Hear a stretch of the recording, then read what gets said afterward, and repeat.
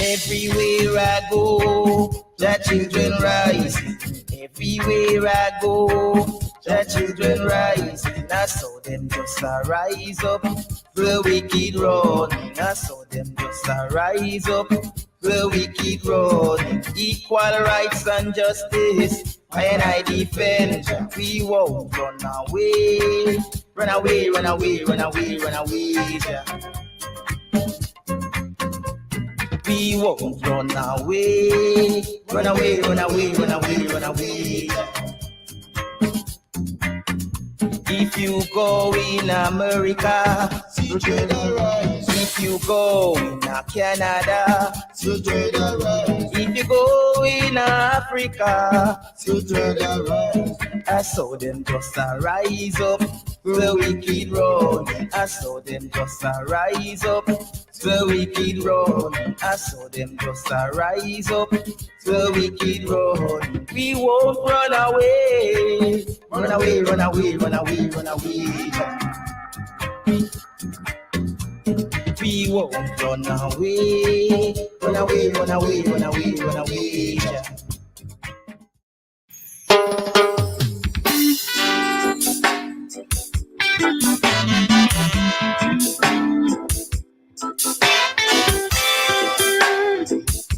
Yeah, rolling to the people, yeah.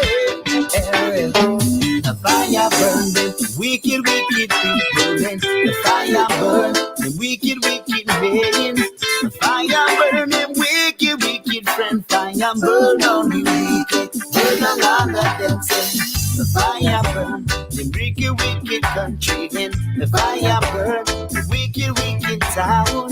The fire burn them wicked, wicked city. Fire burn on the wicked, burn them.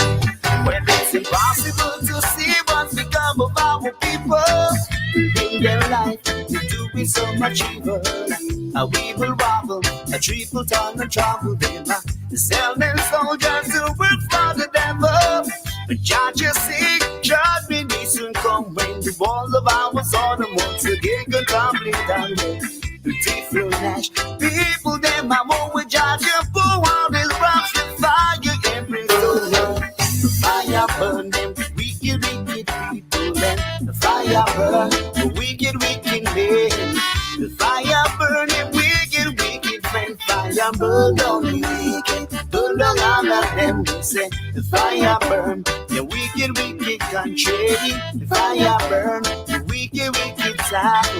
The fire burn them wicked, wicked city. Fire burn down the wicked, burn on Babylon. You know the people them must suffer and the world and eat and bleed while you spread your lies and propaganda, sow your bloody seed.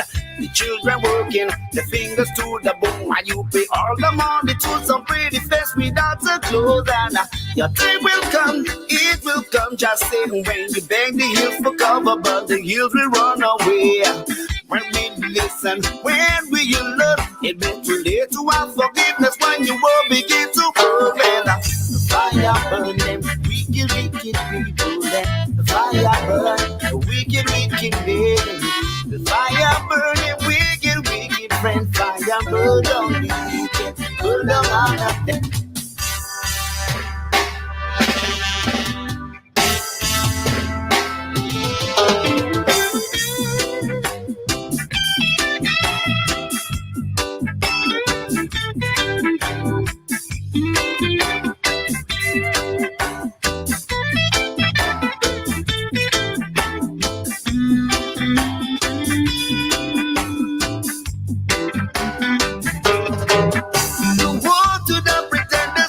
And the arrow pressing, we shall overcome, but certain nations ought instead. I give a little and even shed it, yes. Easy selling our daughters for some butter or the bread. The fathers giving their lives off the sun, doing battle for the devil, warring for the wicked one. You might think this is just another song, but the blood you spit, you're calling out a long way. Yeah. The fire burn them wicked, wicked people. The fire burn the wicked, wicked men. The fire burn them wicked, wicked friend. Fire burn down the wicked, burn down all of them. They say fire burn them wicked, wicked people. Then the fire burn the wicked, wicked men.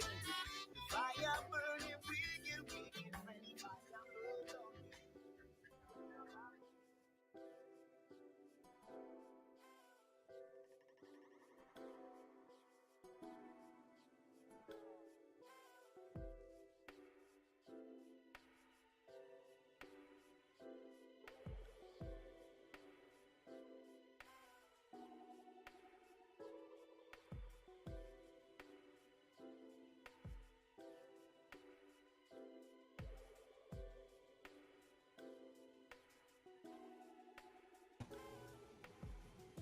Want to say shalom and blessings to all of my brothers and sisters, all of my kinsmen, according to the flesh, who are Israelites, to whom pertain the adoption and the glory and the covenants and the giving of the law and the service of Elohim and the promises, whose are the fathers, and of whom, as concerning the flesh, a Mashiach came, who is over all Elohim blessed forever and ever.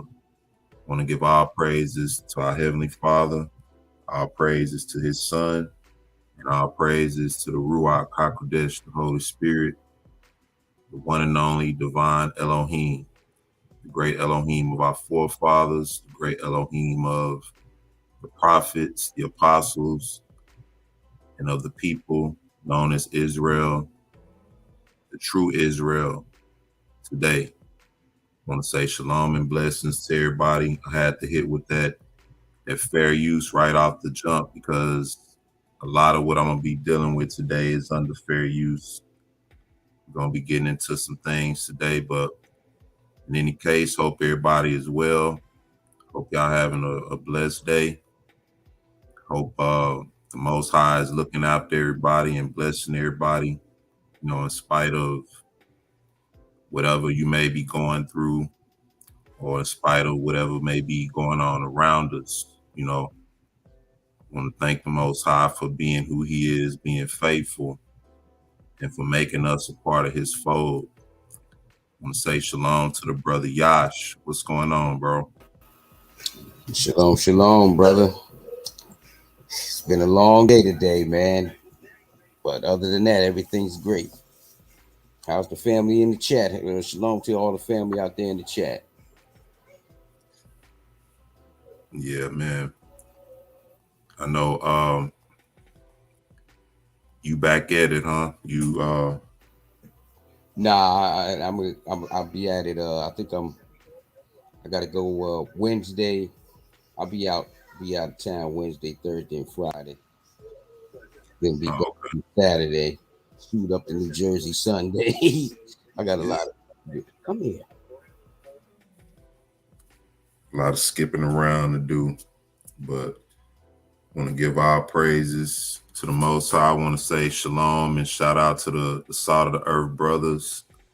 Some more of them may be chiming in tonight as we get through the night, but we'll see.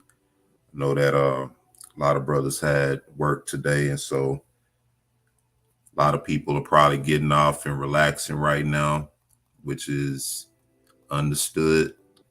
We're going to be getting into a topic tonight, a real interesting, real controversial topic, depending on how you see it.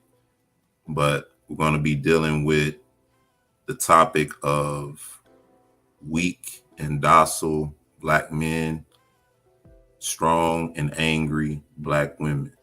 All right. And more so, we want to deal with, is this even the case? We want to be honest with ourselves. We're not a platform that looks at anything in a biased way. We just like to look at all the information, and so we're going to be critiquing a video tonight, and that video is going to serve as a backdrop. This video is done by a gentleman by the name of Jesse Lee Peterson. A lot of people are aware of him. A lot of people that I talk to, when we talk about him, they don't really like them a lot, you know, and I can understand why. But I found a real interesting video, you know, I think is going to serve as a good backdrop for dealing with this issue in particular. And I'm stressing this issue in particular because I want to focus on us, you know, black men, black women, you know, our own demographic. If salvation is for us, you know, the salvation of the Most High, the promises of the Most High, then that means that all of the remedies that lead up to this salvation and all these promises and all these good things belong to us as well. And we have to be open to all of it. And so I want to thank everybody for chiming in. I definitely want to get you brothers and sisters' thoughts on this topic for sure, you know, just to see what everybody thinks, where everybody stands on this issue. Before we get too deep into anything, if you got anything you want to say to the family, Brother Yash, go ahead, and I'm gonna get into some other things. Yeah, first I wanted to say, where's the encouragement, Brother Sean? I want to say shalom to all the family. And I guess this is I think this is gonna be kind of interesting. While he's getting into some things, I'm just gonna take it upon myself to give a shout out to everybody. So I'm gonna start out with if you don't mind, Brother E. I'll start out with shalom to Mr. Original School. Were you at the bottom? You starting from the bottom? No, I started from the top. Okay. I just went up to the top. Shout out to Maria Yakadaya. Brother C up in the house. I see you. Shout out to Brother Darnell Blackshear. You late. Sister Saria Shebrew, shalom. Brother Jason in the house. Jason Camford. Brother Eric Tinsley in the house. Shalom. Shebrew, my sis. Mikhail Yashara, shalom. Ak Will Johnson, shalom to you. Rochelle Yah's daughter. Greetings to you, my sis. Sister Cece, glad to see you in the house. The notorious Hebrew. Hey, what's up, brother? Shalom. Okay, we got Jabroni in here. Let me see who else we got. Mikhail Yashara. I think I did hit you, Sister Cece, but I'm so nice. I'm gonna do it twice, Sister Cece again. Yep. I got him on the screen. Yeah. Obadiah Prince. Shalom to you, brother, or sister. Where am I? Oh, Michelle Y. Shalom to you, sis. Shalom. Abari, sister. Shalom. Patricia Thomas. Shalom to you too, my sis. Glad to see you in here. Cavity Creek. Good vibes. Amen. Oh, there you go, Shalom. Encourage us, brother. Encourage us. We love your encouragement, my man. You like to encourage us with your greetings. Sister Cindy Carr, always glad to hear you. Hope you're doing well. We got Jabroni. Yep. I think that's pretty much about it. Anybody else? Melanated RN. Oh, Melanated RN. Keep up the good work. Shalom. Let's get these CP folks at the bottom. Yeah. Akab, 12 Yehuda. Shalom to you. G. Colorina. Shalom to you also. Yeah, that's about everybody in the chat. Oh, that's about everybody. Yeah. Well, let's get ready for this ride. You know what I mean? Let's I don't know. He said he's starting off with Jesse Lee, and everybody. I don't even know how this is gonna be tonight, but let's just all take this up and let the word of the Most High lead us and direct us. Pride of Judah. I see you. I see you. I see you. Everyone hit that like button. Y'all coming up in here. Let's hit the likes. Anyway, and this may be a sensitive topic, whenever dealing with the Hebrew men and the Hebrew women. So but it is what it is in this nation, this newly forming nation. We have a lot of work to do. There's a lot of correction that needs to be done with the men as well as the women. Right now, the way we stand, if we don't get it together, uh, we're doomed for failure. But see, I believe that's another reason what the wilderness is going to be about. Straighten us all out with our mindsets and our mentalities, uh, transforming us back into a holy people, that's going to show forth the praises of the Most High Yah in this day and age. And Right. I yield to you, Brother E. Absolutely. Like I said, we're gonna jump out there today and deal with this. But this is a us issue. You know what I mean? This is an issue for us to try to confront some things and deal with some things. Like the brother Yash said, we have a lot of healing to do, both on the side of the men and the women. And so I'm using this as a backdrop. It's going to point out some things, but it's going to also provoke some things too that may be uncomfortable within Israel. And so that's my disclaimer for that. Before we get into anything, I did want to share a couple of things. First of all, before I do that, I want to let the brothers and sisters know tonight that I want to do some giveaways tonight for the trueebri.com site. I want to do a couple of giveaways tonight. And for those giveaways, I'm going to pose a couple of questions for the family.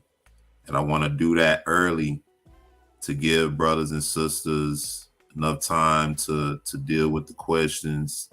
But in any case, I'm going to be doing this up until supplies last. I want to thank the brother Hal Goodwin for sponsoring this giveaway. So I want to encourage everybody to keep the brother in your prayers, keep us all in your prayers. But anybody that's a blessing to the work that we do, we always pray that the Most High is a blessing to them. And so may the Most High be a blessing to that brother and a blessing to everybody who has went on the site. And even if you just went on and checked out the site, may the Most High be a blessing to you as well. But I want to do this for the family, because brothers and sisters have been supportive. And this is just one way through the questions. I'm going to do this tonight, but then there'll be other means and other ways that we'll do giveaways starting from now, moving on into the future. But the first question I want to put up is, according to what I brought out in the past, the information that has been brought out in the past, who was the first man to write a record in the earth? All right, this is the first question.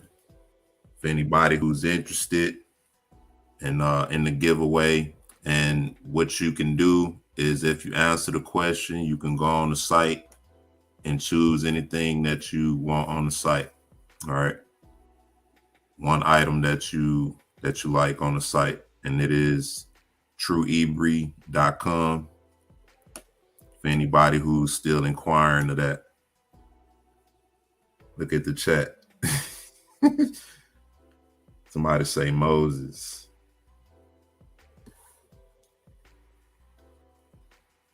Look at see through it. Yeah, he said Trump. Trump. Yeah, according to the evangelicals, huh? So we got let me see who we got in the chat. How many we got? We got 1, 2, 3, 4, 5 people that got it right. All right. So let me post the 5 people. Got Will Johnson. You got Saria Shebrew. You got Sister CC. Maria Yakita. You got my love in the chat. That's cheating. You ain't supposed to answer. You already know. But that one was kind of easy though. All right, so what I want y'all to do, Will Johnson, Saria Shebrew, Maria Yakita, Sister CC, and Shibriya. You don't have to worry about her.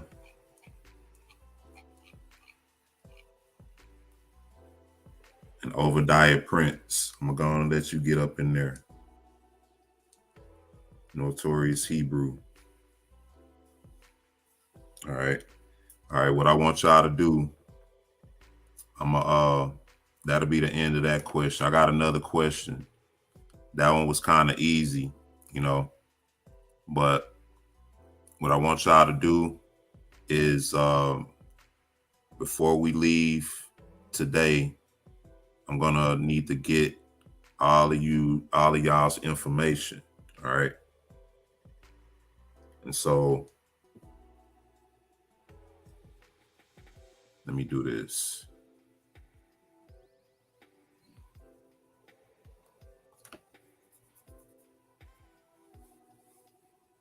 ebrestore@gmail.com. If you're interested in a giveaway, send me your information, what it is that you want, and then we'll take care of you. All right. Now, the next question before we move forward. Hold on, give me a second. All right. Shout out to the brother Eric Tinsley too. Eric Tinsley, I'm gonna slide you something just off GP because of what you did. All right. That was major what you did. So I want to thank you for that, but I'm gonna take care of you anyway. But the next question is this.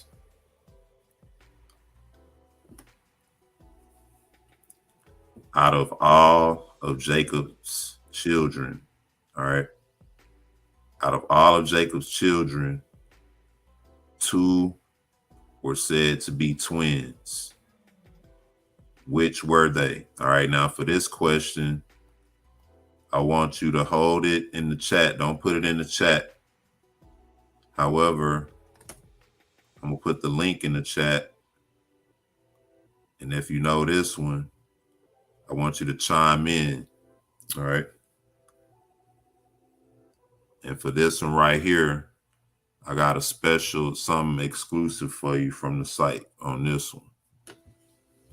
If anybody knows this, out of all of Jacob's children, there were 2 that were said to be twins. Now I'm putting it that way because of some people may be in agreement with it, some people may not be. But in any case, it's said that 2 of Jacob's children were twins. Which 2 were they? And keep in mind who all of Jacob's children were. Sholom and Blessings in the UK. All the way from the UK. Shalom to you. I know the time zone is different there. Brother Yash, You read a lot, man. You think you might know the answer to this? Um, yeah and no. I do and don't. It's like I don't even want to rack my brains on it. Uh, No, not Joseph and Ephraim. no, no, no. But I think I do, and I can't remember at the same time. It's funny. Okay. I think brother ET spoiled it right here. Dinah and Zebulun is said to be twins. You ever heard of that? Nope. I would have been wrong in my mind. Oh, I remember reading something, but no, I can't remember that. So All right, brother ET, I'm gonna take care of you. I already got your info too, so you don't have to worry about that. But let me um let me share a source on that. This is the book of Jubilees. And this is chapter. I'm not good with these Roman numerals. That looks like 28. Jubilees chapter 28. And where was it? Verse 23. It says, and Jacob went in unto her again, and she conceived, and bare 2 children, a son and a daughter, and she called the name of the son Zebulun and the name of the daughter Dinah, in the 7th week of the 7th month, in the 6th year of the 4th month. All right. And so the reason it's said that they were twins is because when you read this passage, it says he went in into her and she conceived and bare 2 children, a son and a daughter. And then it gives the names, but then it only gives one date for their birth, an exact day, in the 7th of the 7th month, in the 6th year of the 4th week. And this is written according to the Jubilee. You see what I'm saying? What you think about that? wow, that's interesting. Is that shows how we got to really take in every single detail of what we read. Because I've read Jubilees over and over again, uh, quite a few times, and I've never really just counted that part as something that needed to be attached to my memory. Right. But these are these are our family members. These are our progenitors who we come from. And even though Dinah ain't accounted as the tribes, shoot, we even she's even one of the mothers in the family.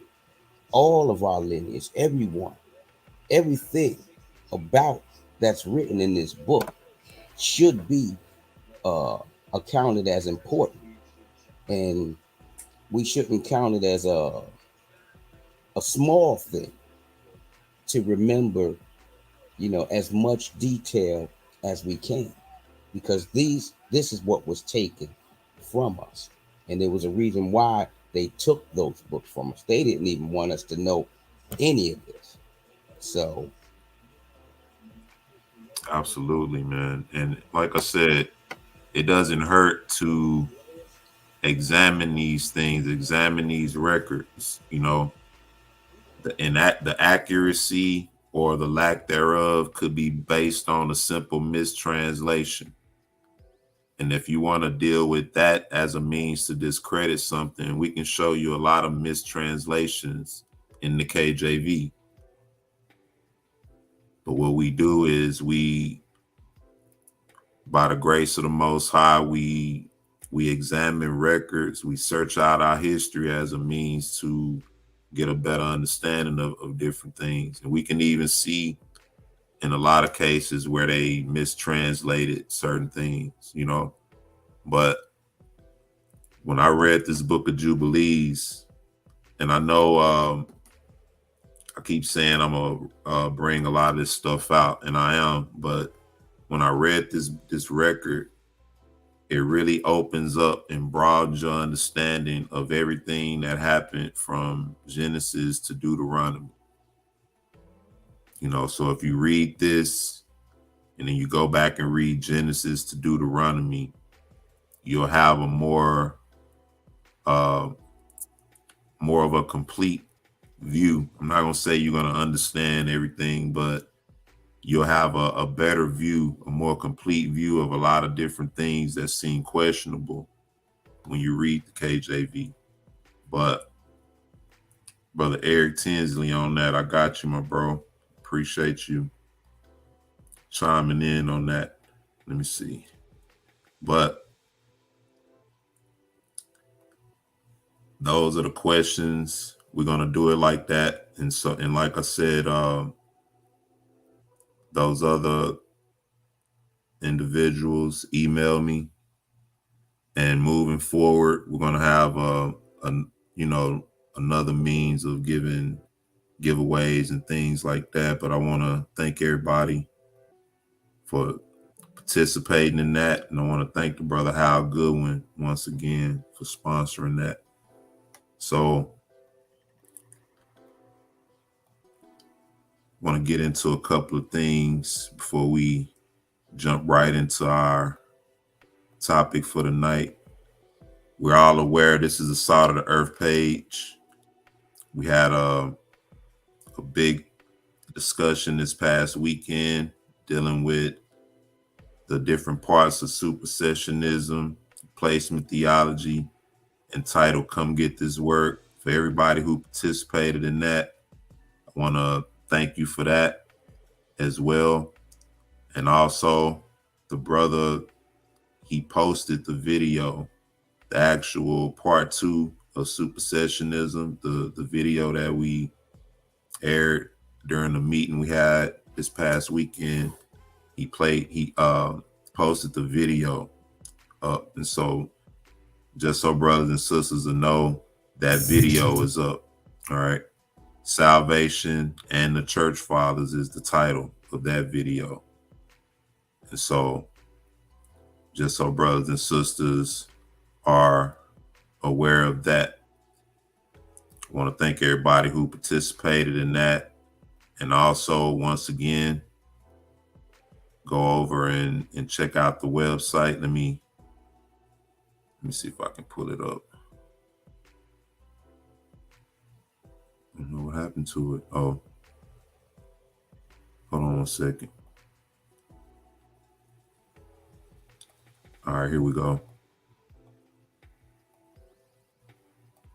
Just for everybody who may not have had a chance to go check it out, go check out the website. And everybody who do receive giveaways, this will be the site that you come to. You click on this tab, the catalog tab right here in the top middle of the page, and you can just flip through each page. And we're going to be changing out some of the merchandise here soon, but it's a lot of merchandise you can choose from, hats and different garments for both men and women. And we'll be adding some more stuff for children as well. You can check out the homepage, see what the site is all about, what the name is all about, and why, where Ebri. We have a couple of scriptures posted up on the site for the brothers and sisters to be encouraged by. We also have the links that link us to the pages, the Salt of the Earth page as well as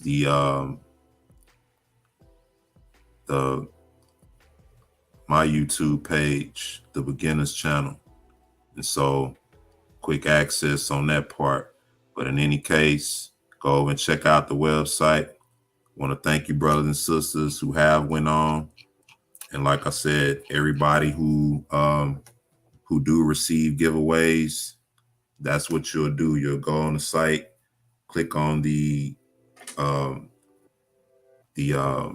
tab, and choose what you want and let us know what it is. All right. So let's move forward into something else. I want to share something that you shared today, Brother Yash. And I want to get everybody's thoughts on this. And this is going to be dealing with the sentiment of the message coming off wrong to some people, or how some people feel like a lot of people who share the message are doing it out of hate and not doing it out of love. But before I share this video, give me your thoughts on that perspective, Brother Yash, about the message being presented out of hate and out of love, and how and if that does matter. What matters is, as long as the message is given out of truth, because calling something hateful or out of love is just a matter of opinion. You know what I mean? Or it can be measured by the objectivity of whoever's observing. So, like I say, truth is what matters. You know, when the Messiah called the Pharisees serpents, vipers, and hypocrites, and we know that he was the epitome of love. I'm sure there was some people, oh, that was hateful. So, as long as it's delivered in truth, I can't see, where there's any hatred. I want to get what the chat think about that. You know, a lot of people have expressed that when some people come off, they come off hateful, which, that may or may not be true, and that's neither here or there, depending on the individual. But I want to share a video, and while the video is playing, I want to see what you brothers and sisters think in the chat about the concept of how the truth is delivered. And a lot of people have seen this video, but I want to get y'all thoughts on this, and then we're going to take a break, and we're going to come back and get into the topic for tonight. All right, check this out. About our nation and God and everything. I just want to know, how much do you love your country? What's your nationality? I'm confused. By wearing this one. So what my nationality is, so what color all y'all are. Right. Let me explain. Let me help you understand. I know. I love all of you. At one time, Jewish people lived in Germany. You understand that, right? I'm German as well. I know. At one time, Jewish. That's why I asked you your nationality. At one time, Jewish people lived in Germany, didn't they? Did they? And during World War I, they fought for Germany. They loved Germany. Really? Until one day, Adolf Hitler began to exterminate them. And then they turned on their country and went for a land of their own. Well, this is what you have to understand. We have served this stinking country There's nobody more patriotic than black people. We're the people that die in your wars, build your cities, and raise your children, and bleed in all of your wars and reap none of the benefits. There is nobody more patriotic than us. There is nobody that has served America more than us, until one day we found out that this is the land of our oppressor. This is not our homeland. So we decided to go find our own land. So we decided to go find the land of our ancestors, just like the Jewish people did in Germany. And know what the problem with white people is? You don't respect anybody's humanity except for your own. You don't respect anybody's pain except for your own. You expect Jewish people to hate Hitler and to hate the Nazis, but you can't understand why we should hate you. You can't understand that because you're not human, and you're cruel, and you're selfish. And if you had any love and compassion in your heart, you would know how much you deserve to be hated. If you had any love in your heart, you white people are merciless, and you hate to look at anybody as a human being. How dare you ask us? Have we loved America? We have loved you forever, and you have always hated us. We have loved you consistently for 400 years. We prayed to that white Jesus, and we saluted your flag, and we died in your militaries, and you beat us like dogs. How dare you ask us, have we loved you? I have a question for you. When in the hell have you ever loved anybody but yourself? Give me Ezekiel 35. I'm looking you square in your eye and telling you this, that you are completely cruel. And you know why your heart is broken? Because I'm telling you the truth for the first time in your life. Your whole life you thought that you've been compassionate and caring, but meanwhile, you know what you are? Just another white girl standing on stolen ground, reaping the benefits of bloody fathers. That's what you are. Even though you think you're so liberal and so kind, all you are is another child benefiting off the murder of your father. That is who you really are. And you should face it. And you should fall on your knees and beg repentance for your evil, cruel, corrupt, selfish life that you've lived here on the bones of the North American Indian, on the bones of the slaves, on the bones of the Puerto Ricans, on the bones of the Mexicans, on the bones of all the poor people that your father murdered so you could go to college and so you could get drunk and high and have a good time. Your father had to murder for that privilege. You understand that, don't you? Your father had to kill. Your grandfather had to steal so you could live like Pamela Anderson in America. Give me Ezekiel 35. That's the truth. I'm showing you love. That's love. I'm telling you the truth. Ain't that real love? That what?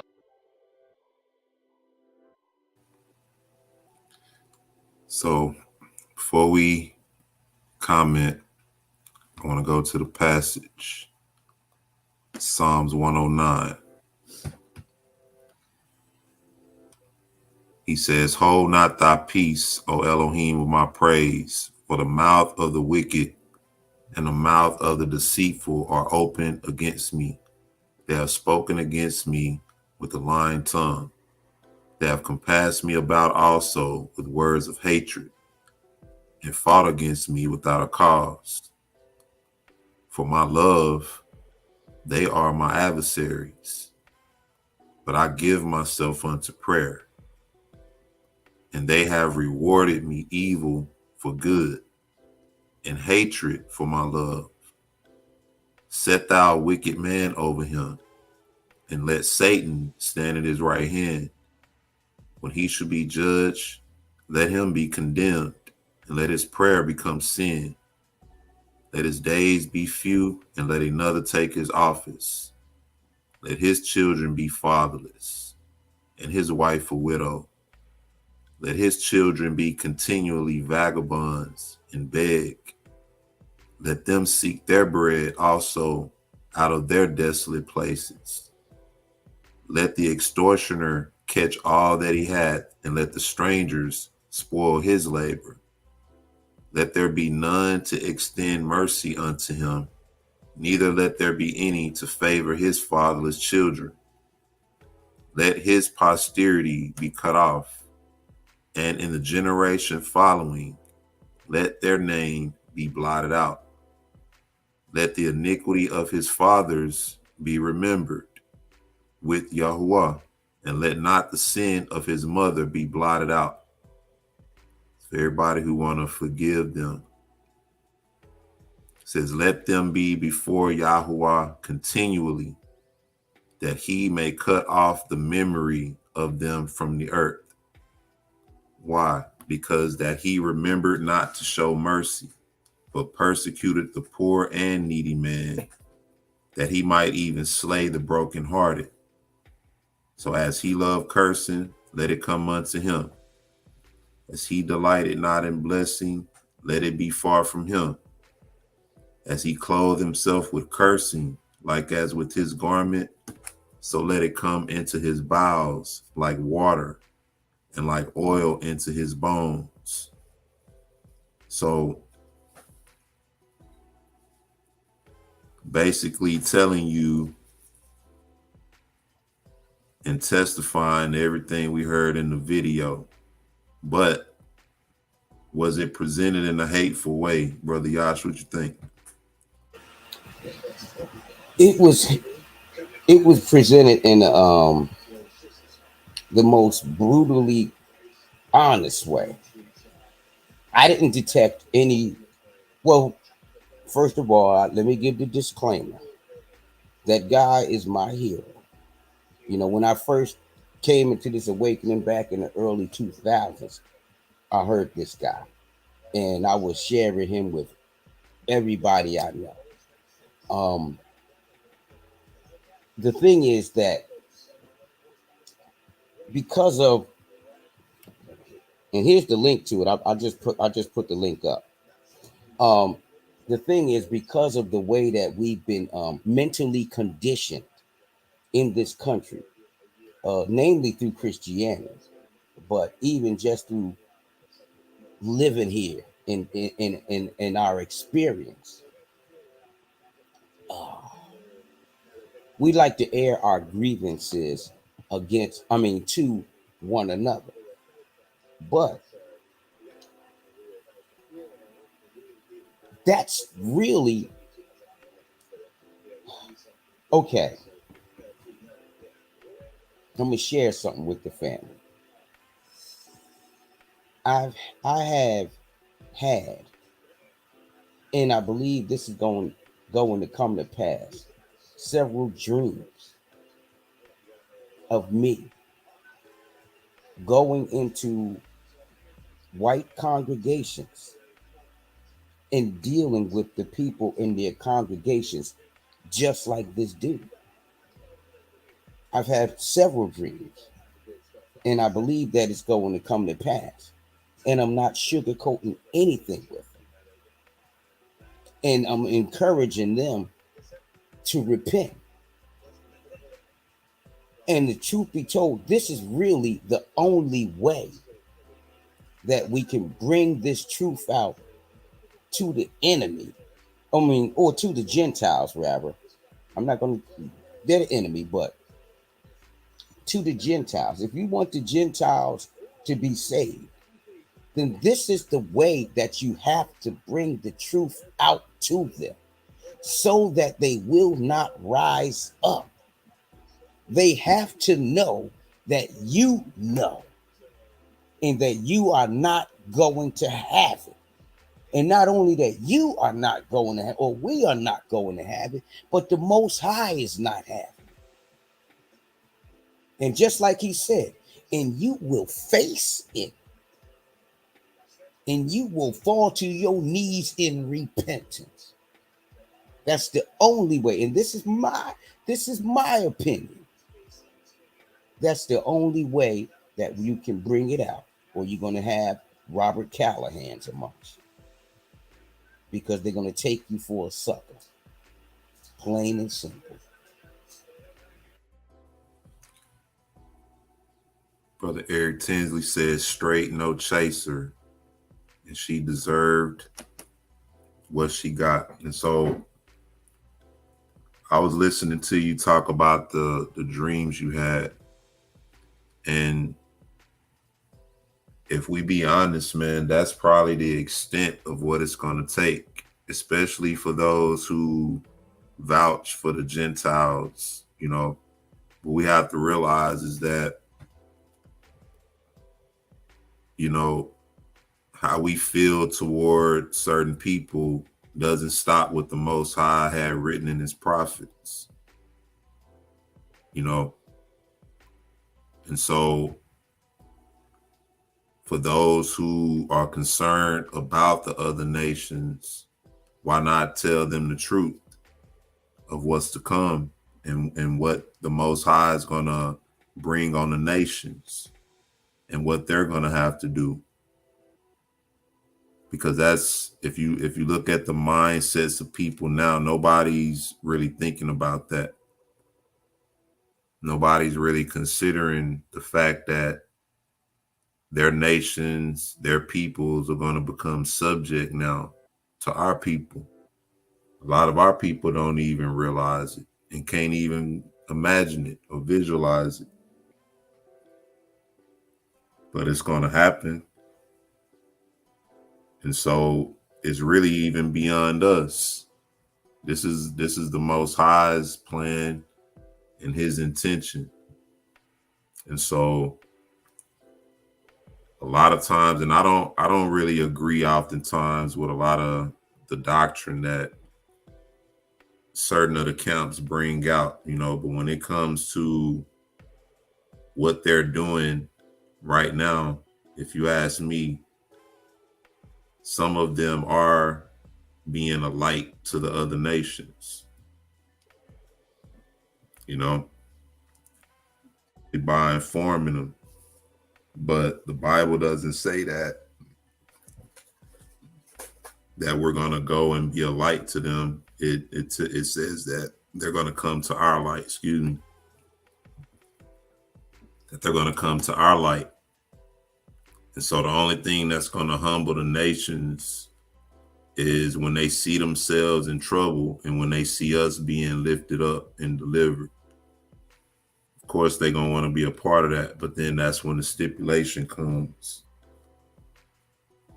And so we know what happens according to prophecy with those nations who refuse that stipulation. But just a quick warm up on dealing with the issue of love and hate on behalf of our people. Is our love or the lack thereof in question when it comes to other nations, especially seeing that it's documented? The real question is, what have we received for the love that we've given, the love that we've even sacrificed from our own people, our own families and friends and kinsmen, to be assimilated with our enemies? And what reward have we received for it? You have a lot of our people who say, I don't have a problem with other races of people or with white people in particular. I'm gonna just deal with that. A lot of our people might say, I don't have a problem with white people. Well, is that based on your view or their view? For them not to have a problem with you, what does that mean? Does that mean that you know how to, quote unquote, act around them? So because you know how to act around white folks and they commend you for it, now you don't have a problem with them. But who's really, judging the standard? You know what? And that's interesting. Like you say, even in us not having a problem with them, that's because, like you say, we know how to act around them. And, when we're in their environment, there's a certain way we got to be. There's certain things we can't say. You know what I mean? And even if we're, no nonsense and ain't gonna take their crap, we still know there's things that we can't say that need to be said. Right. So this sense of acceptance that some of our people get, it's like we're an exception. I've even had some white people tell me before that, I'm not, and you're not like the rest, you're not like other black people, and I didn't really have a response to that because, okay, you're judging me according to what, you know,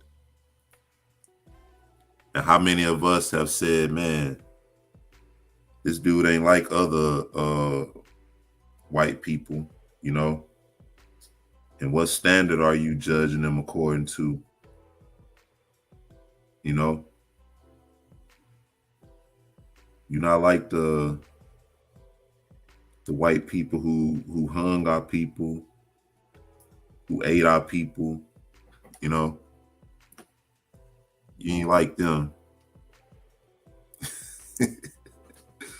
That's so real, man. You had me thinking of how when we used to get white folk used to come around, me and my brothers and stuff, my cousins and stuff, man, and we used to just read them the riot act. I mean, we literally told them about themselves, and and I wasn't even in the truth all the way yet. We told them about themselves, told them about their history, made them have to admit, look, this is how your people has been.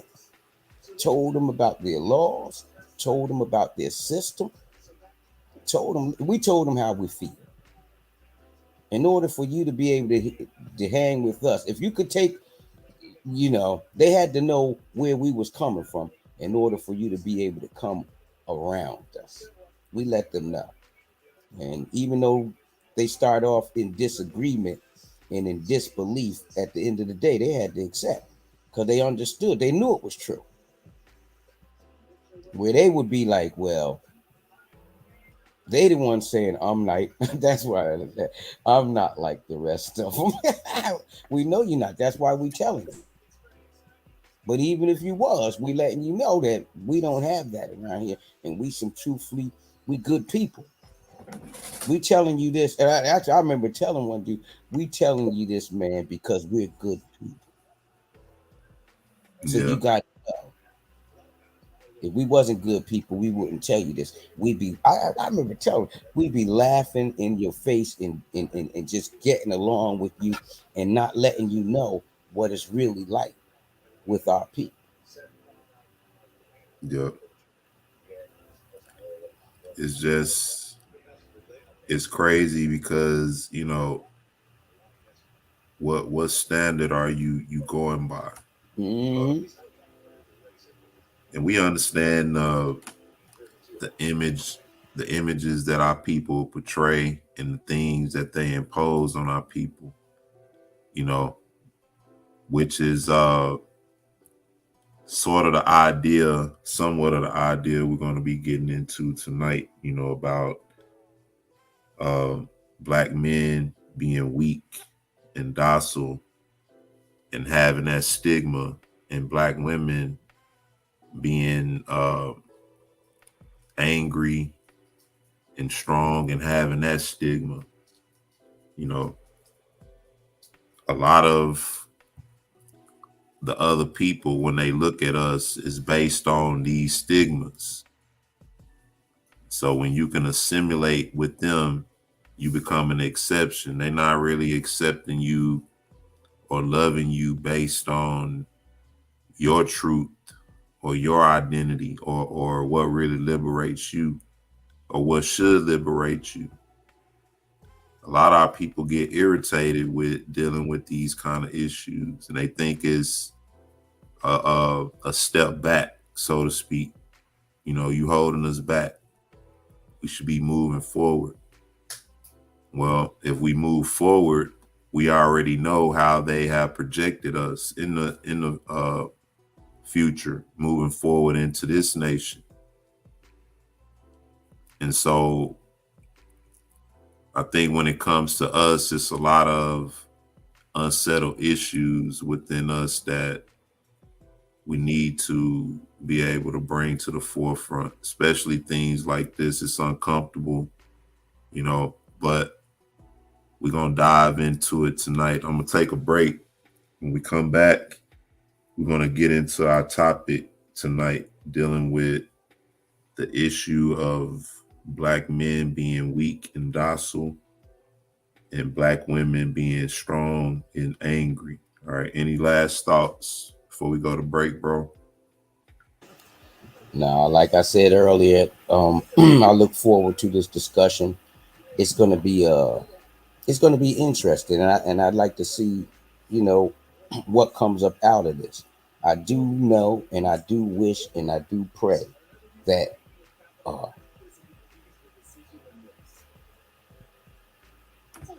that we could come together as one, and we could realize the value that we have, or the value in that we need each other, as far as us being the men and the women, because it started out, somehow they got convinced.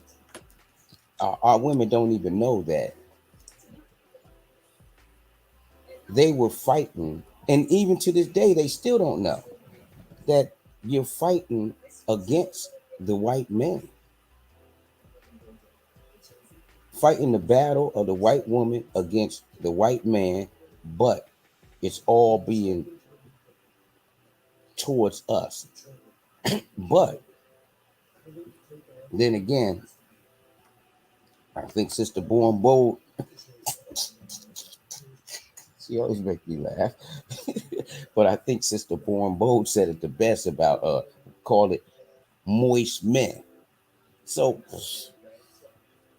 at the end of the day, the Most High is going to bring correction to all of us, because I'm sure we both of us on an aspect, both of us are overreacting,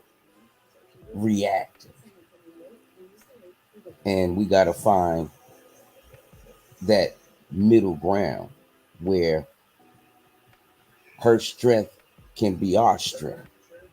You know what I mean? Or her strength can compensate for some of our weaknesses, and our strength can compensate for her weaknesses. But it's all about loving. He told the man to love the wife, but he also told the women, see to it that you respect your husband. And I think that's because, oh no, and somehow it's got flipped, where we become the ones looking for the love. That's where the moistness comes in, and they become the ones looking for respect. It's crazy. Well, I think they coincide, and it's just a matter of understanding it all. But when you talk about the condition of men and women today, a lot of men are weak and docile. A lot of women are angry and controlling, and it comes off as strength in a lot of ways. But when you break it down, all it is really just a defense. And not to say that women aren't strong, you know what I mean? But when you look at this society and the way it's been designed, a lot of women aren't really made to take the load like they've been, how the load has been put on them, so to speak, by the way things have been systemized. A lot of men are weak, docile, moist, quote unquote, because of something that was put in place many years ago. And that was a part of their plan and their intention. The only issue I have with that is that you have a lot of our people playing into that. You know, they're playing into it, and there's not enough support for men who do step up and speak up and you know, try to stand in their rightful place like we're told to do. And likewise for the women. For the women who try to humble themselves and be the women that the Most High says they need to be in the Word, it's not enough encouragement for that. A lot of women who do those things get ridiculed, you know, even by other women who are in the truth. But I don't want to get too far into it. I want to say some for the discussion. There was a comment I want to address before we go to break. Done. All is vanity. We are living in the matrix. Says, save your empathy, Black folks. They have none for you. And this is one of the sentiments that I want to sort of touch before we go into break. You know, when it comes to the things that we see now, you know, a prime example is they're saying that the Ukrainians are receiving reparations. And a lot of that money is really money that could be allocated to us. But, you know, a lot of people have touched on this issue. But what I'm seeing overall is this sentiment, you know, the lack of empathy for our people. All the time that we've been here, and the things that even the Word of God says that we are owed, and things is being held back. And this move is being made. Not only that, you have HBCUs who are pretty much open up and allowing these things to be done. And so when it comes to empathy for our people is lacking.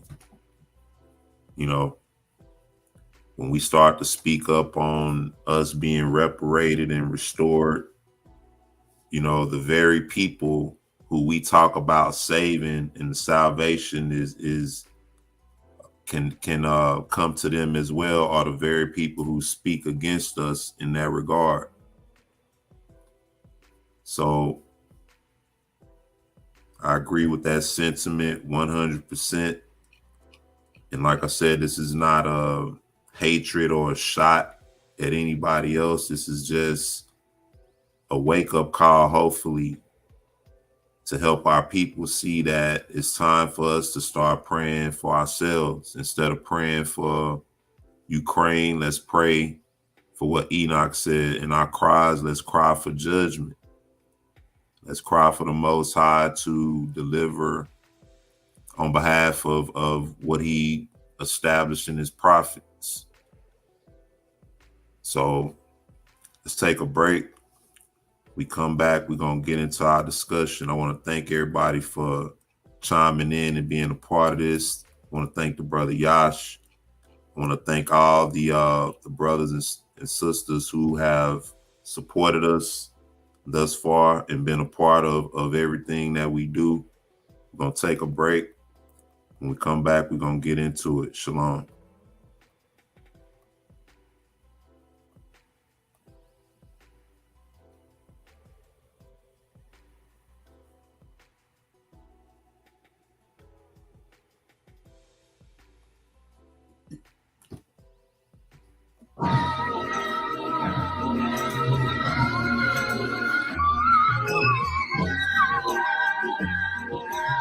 What up, B? What up?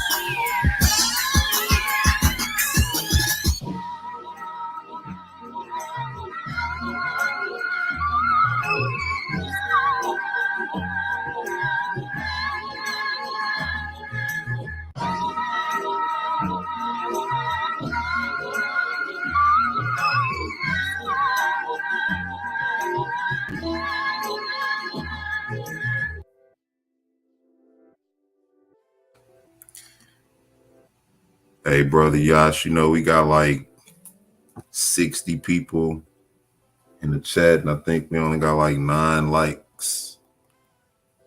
It must be Yeah. it must be everybody must be wondering where I'm going with this. Well, I see a good 44, 47. They climbing. 47, I see 58 on mine, but Yeah. I guess it's I'm talking different. about likes.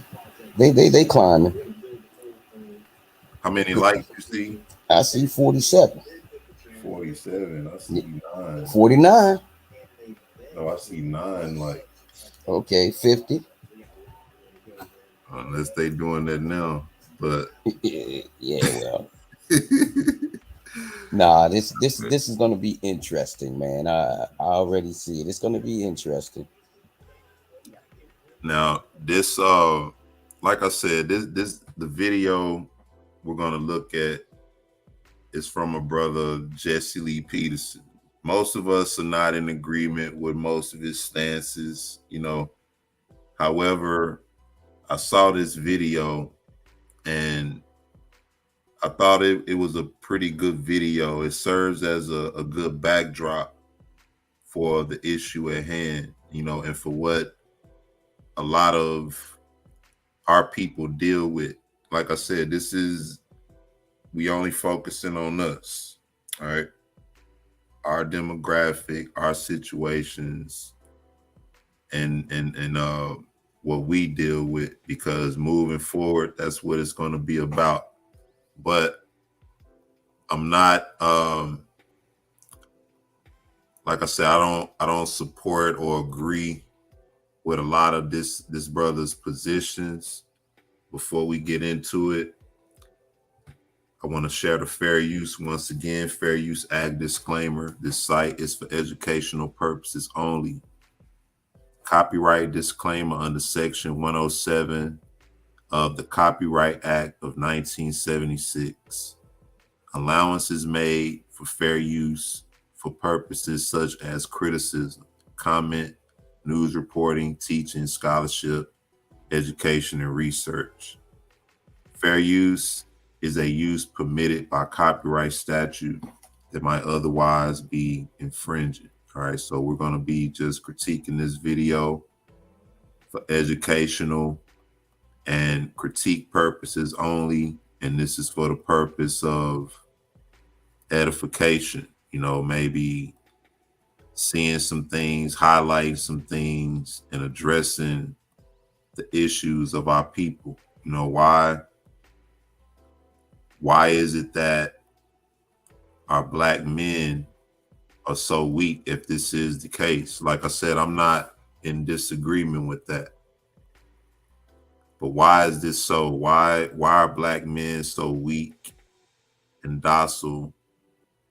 And at the same time, even if that's not the case, why are we given that stigma? And the same thing for the women. Why are our women angry and what was it? What did I say? They say angry and I guess overbearing. And you didn't say it though. Their stereotype is strong. Yeah, strong and angry, you know. Yeah, strong. That's it. Yeah. Either way, they're all stereotypes. And I really believe that that word strong is just a trigger word, which really is aimed at the men, so to speak, because that's a way to let men know how much they're insignificant or not needed. You know, a woman who's strong enough to do things on her own doesn't really need a man. And like I said, this is part of the conditioning. But I want to get into some of this video. The title of it, Black Female Pastor and Her Stepmother. But I want to put the link to this in the chat for anybody who's interested in looking at this video on your own and dissecting it. Feel free. Also, for anybody who has any music, anything you want to dedicate to the family, prayers, revelations from the Most High, or if you have merchandise, that you want the family to support, send those things to us via email, and we'll put those things in front of the family. I want to thank everybody who has. Also, don't forget about Kingdom Conversations Wednesday nights, hosted by our brother Cleo. And as far as the Friday night prayer, we'll just put a TBA on that. We've been working on the documentaries and everything, and so we'll keep the family posted on that. But let's get into it, brothers and sisters. This is the discussion dealing with Black men and Black women in the condition that we're in today. Welcome to the show. I appreciate you tuning in. My name is Jesse Lee Peterson. My guest is Pastor Helen Brooks, Happy Union Baptist Church out in Plainville, Texas. And she's also the co-founder of Outcast Ministry. I appreciate you hanging out again. And her stepmother's with us for this 30 minutes, Pat Jackson. I appreciate you coming on. Thank you. Thank you. First, I want to ask you, Pat, you've seen my TV show. Yes. What was your impression when you first saw me on TV? I was really kind of distraught with it. I didn't like it. I didn't like the things that you were saying. I didn't feel like that they were right. Were they true? Especially no, they wasn't true about all Black people. We can state some things about some Black people, right, but all Black people are not the same. Right. I always say most. I never say all. I make it a point to say not all, but most. Mm-hmm. Most Black people are screwed up. What did I say? Brother Yash, give me some brief thoughts, man, on Jesse Lee Peterson, if you have any. Every time I hear him, it's like it's a shake in my head. He don't even realize that when he says most, he don't even realize that he's talking about himself. He don't even realize it. That he's, buck broken. He thinks that he has it together because he's closest in his own mind. He's accepted by the Caucasians. And in his own mind, to be, oh dang, this is kind of messed up. To be human, that's why this is really messed up, is to be accepted by the white man. I'm gonna just come out and put it that way. I'm not gonna even be nice. Well, that alludes to what we were saying earlier, right? Yeah. Because a lot of times our people will get told, that, hey man, you different, you not like the rest of them, and we get big headed behind that. Start to look down on our own people. But you can go ahead and finish. Oh no, I am finished. That's it. Brother Eric Tinsley say he just got one thought. But one thing that I do agree with him on, and we all have to agree, is that the condition of our people is messed up. And that's not hard to see. Anybody can see that. But a lot of his sentiments and his expressions about our people are just all screwed up, man. you know, the way he thinks about the condition of our people and how it all came about. And it's not to say that we're not responsible, you know, in a certain way by rejecting the covenants of the Most High. We're responsible for putting ourselves in these positions. However, when you look at the things that our people have done, you know, our people have tried our best to become one with this nation, and it just hasn't worked out. And so a lot of deflection, a lot of lack of acknowledgement on his part when it comes to a lot of our plight as a people. But let's get some more dealing on this issue. Say about blacks that you disagree with. That wasn't true. I didn't like the things you said about black men. Like what, for example? About them they are rulers over women. I mean, you know, they are the head of the household. Black men it that way. Yes, most black men. Yes, black men are the head of the household. Where is this? In this country or another country? No, in this country. Most black men are the head of the family? Mm-hmm. No, that's not true. All the well, maybe it's not true where you came from. No, but all the stats shows that most black men are not the head of the family, headed up by black women. No, that's not so. I wouldn't agree with that. You agree with that? That most black men are not the head of their families? Pastor? Yes. Do you agree with Helen? I mean, did you notice that, bro? Did you see that? Nah. All right, so he's gonna be speaking to her, and she's saying that pretty much black men are the rulers and are the heads of their households. And he's disagreeing with her pretty much. Oh, yeah. Or, you know, he's disagreeing with her. She's saying that black men are the rulers and the heads of their houses. And he pretty much goes against that sentiment. He says that black men, for the most part in this society, are not the heads of their houses. And she begs to differ, but after their exchange, he directs the question towards her, and then there's this long pause, like she's just staring at her. I want you to notice it. Hold up.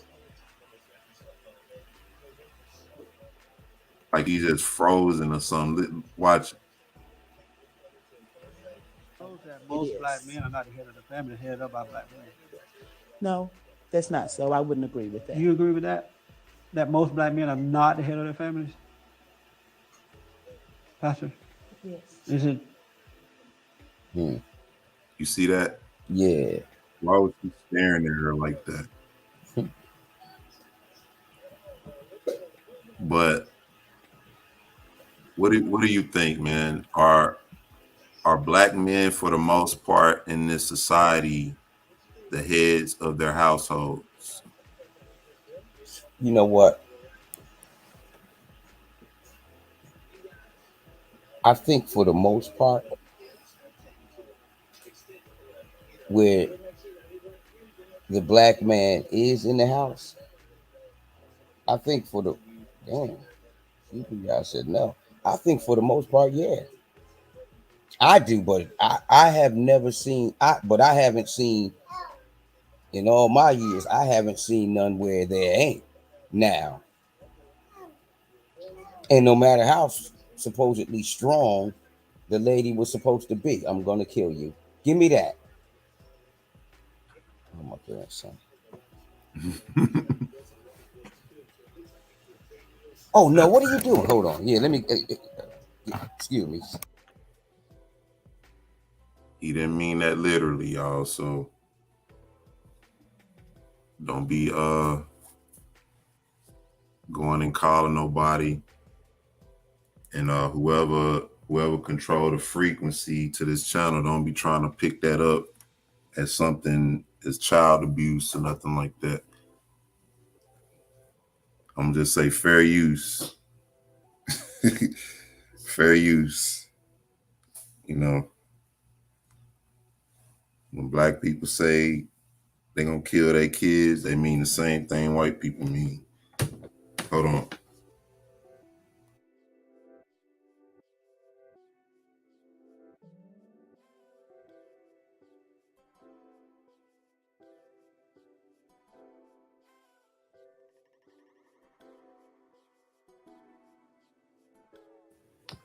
All right, but for the most part, when it comes to men being leaders in their homes, I'm going to say that I don't agree that for the most part, black men are the heads in their homes. There's a lot that plays into this dynamic, you know. But as I mentioned before, a lot of this is due to the conditioning. Somebody put it in the chat. Let me find it. Look like G Colorina. When it comes to the condition of our people, it says in Isaiah 3:12, as for my people, children are their oppressors and women rule over them. O my people, they which lead thee cause thee to err and destroy the way of thy paths. We live in a society where in a lot of ways, the women are being mobilized and uplifted. And in a lot of ways, men, the black men I'm speaking of, are being ignored. All right. Prime example of that. You have right now Goldman Sachs. I think they're getting ready to sign something, or they wanted to put something together where they wanted to give $10 billion over a 10-year period to black women, you know, and nothing wrong with that. However, when you look at the condition of black people as a whole, this is the quote unquote restoration that they can be given to our people if they really loved our people. The white Christian organizations, they're not vouching for the restoration of our people, which is the restoration of the black man and woman. When you restore the black man and the woman, then, you know, they're going to produce children that's going to be productive. Just like the welfare system, you know, it's pretty much used as a weapon to destroy families where those resources can be used to help families. You know, they tell you that this money is allocated from people's wages when that's a lie. Why is it that when people lose jobs, unemployment rise, now your benefits rise? You know, but I'm gonna play some more of the video.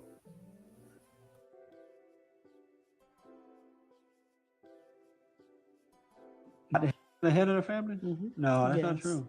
All the Well, stats maybe shows it's that- not true where you came from. No, but but all where the I come stats shows from, that it most black is. men are not the head of the family, they're headed up by black women. No, that's not so. I wouldn't agree with that. Do you agree with that? That most black men are not the head of their families?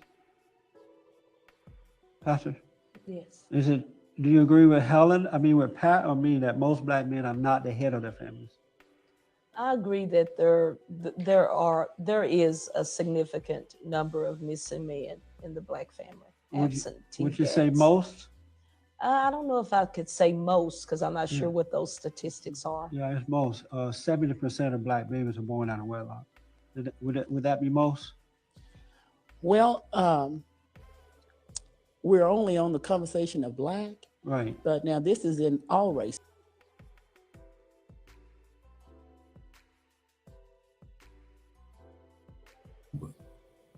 I'm sorry, y'all. Gotta go back. Brother Yash, you back? Yeah, I'm back. All right, my fault. I hit the wrong button. Let me go back. Hold on. They are the head. All right, I'm gonna pick up from here and then I'm gonna stop it. Let me know if you want me to stop it anywhere.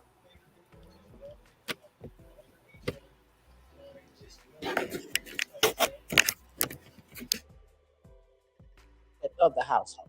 Black Put men it are? that way. Yes, they Most are. black men? Yes, black men are the head of the household. Where is this? In In this my country or house, another country? no, in this country. Most black men are the head of the family? Mhm. No, that's not Yes. true. All the Well, stats maybe shows it's that. not true where you came from. No, but but all where the I stats come from, shows that most it black is. men are not the head of the family, they're headed up by black women. No, it's not so. I wouldn't agree with that. You agree with that? That most black men are not the head of the families? That's it. Is it? Do you agree with Helen? I mean, with Pat or me, that most black men are not the head of their family? I agree that there is a significant number of missing men in the black family. Would you say most? I don't know if I could say most because I'm not sure what those statistics are. Yeah, it's most. 70% of black babies are born out of wedlock. Would that be most? Well, we're only on the conversation of black. Right. But now this is in all races. Now I see two things here. One, he asked about the concept of most men being the heads and leaders. Now she mentioned that there's a significant amount of black men missing, right? But then when he brought up the fact that most children are born out of wedlock, she said that she can't really say anything about that because of not being aware of the statistics. But you admit that there's a significant amount of men missing from the household. All right. So that's one thing. All right. And then another thing I see with the other sister is that she diverted to the very point of whenever these topics come up, you hear people say, well, this happens in other races as well. All right. Well, the whole idea is to address our race of people. When we look at the Bible, the Most High said that these curses would befall us. These are the curses of the nations. These are the ways of the Gentiles. And because these things have befallen us, the benefits that come from these things have befallen us that much more because, the Most High set it up that way because of the curse that we're under. And so what I'm seeing is a lack of accountability here, because when you start to deal with the issue of children out of wedlock, that really is a reflection of most of the women. It's a reflection of the men as well, but it's a reflection of the women because of the idea of single motherhood and how that has been promoted and pushed on our women. The concept of not needing a man around.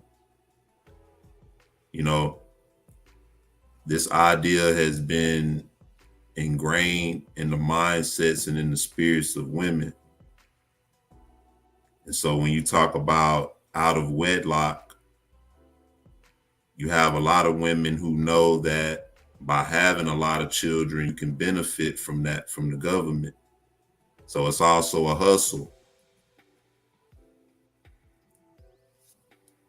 So there's a lot of different aspects to dealing with this, not to mention, yes, a lot of men who leave their responsibilities, but in a lot of ways that's circumstantial, you know. But when you're talking about this issue, you're talking about a deeper dynamic than what we want to address, and this is why you see the deflections when it comes to this. But what you think, Brother Yash?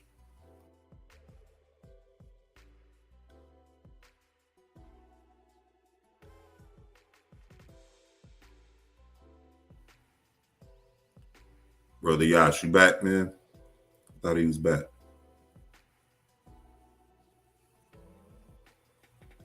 But also, like I said, you see how the sisters made it a issue where it's not only a black thing, this is an issue with other people. You know, that's also somewhat of a deflection in my view. Because once again, we're not talking about other people. You know, when other people are living good and getting what they get, they're not considering us. So why are we considering them in any regard? They only consider us when things are bad and they need numbers and support in order to get what they want to get. But when it comes to our plight and the things that we go through, then they don't consider that.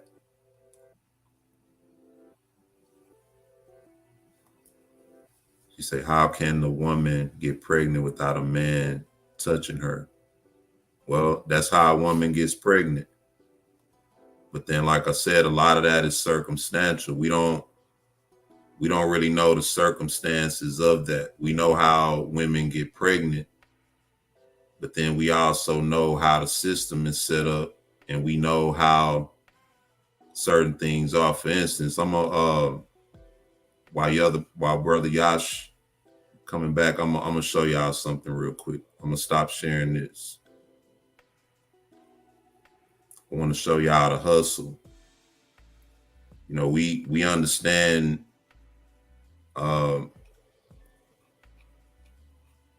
it happens, the biology of it. You know, man lays with a woman, they have intercourse, and a child possibly is the result of that.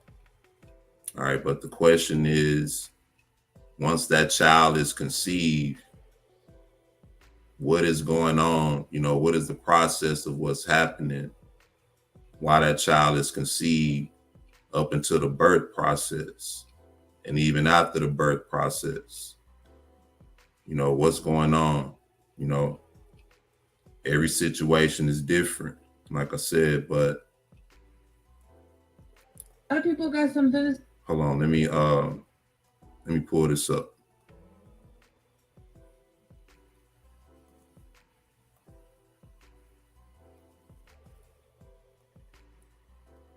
This is why the issue of out of wedlock birth is evaded with, you know, what about the other races and things like that?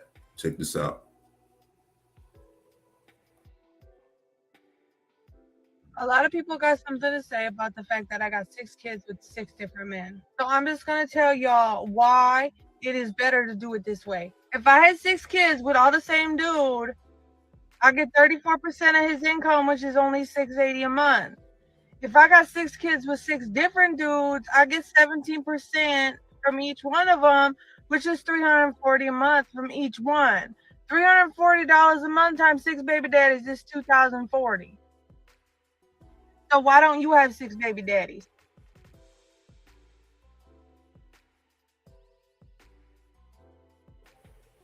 So when you look at things like that, it puts a different aroma on it. You know, yeah, there are a lot of men that sleep with women and get women pregnant.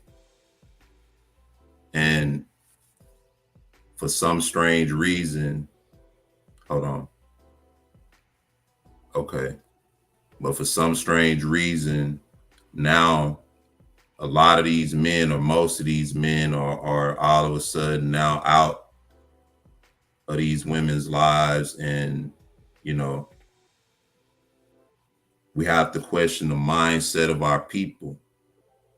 It's a whole lot of things I can show that plays into the dynamic that we see and the things that's being addressed.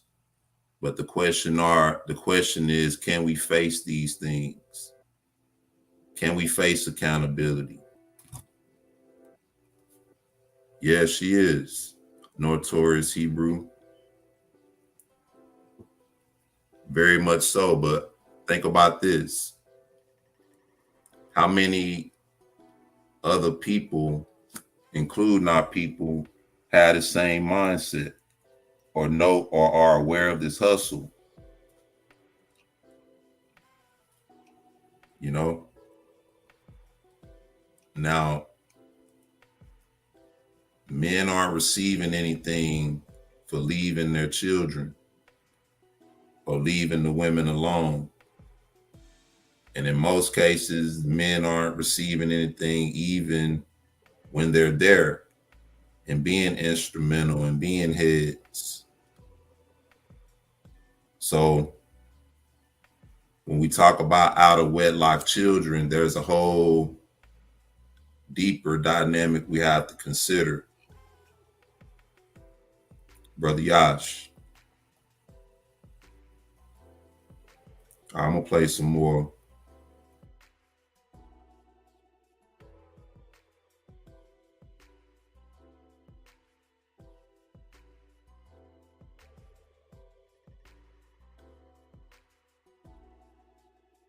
No, but we We talk find about these the black same- family, Uh-huh. and in the black family, 70% of black babies are out of wedlock.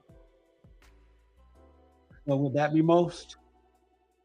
That would be most saying 70%. Right. Yes. Was there something you disagree with me about that I've said or you heard me say on the show? And then we're Well, coming back to you until you be thinking. Okay. So, yeah. Sure. you just have attributed, seem like every downfall, every bad decision that's made by a man or a child that was raised by a black woman, you just seem like you attribute it to her.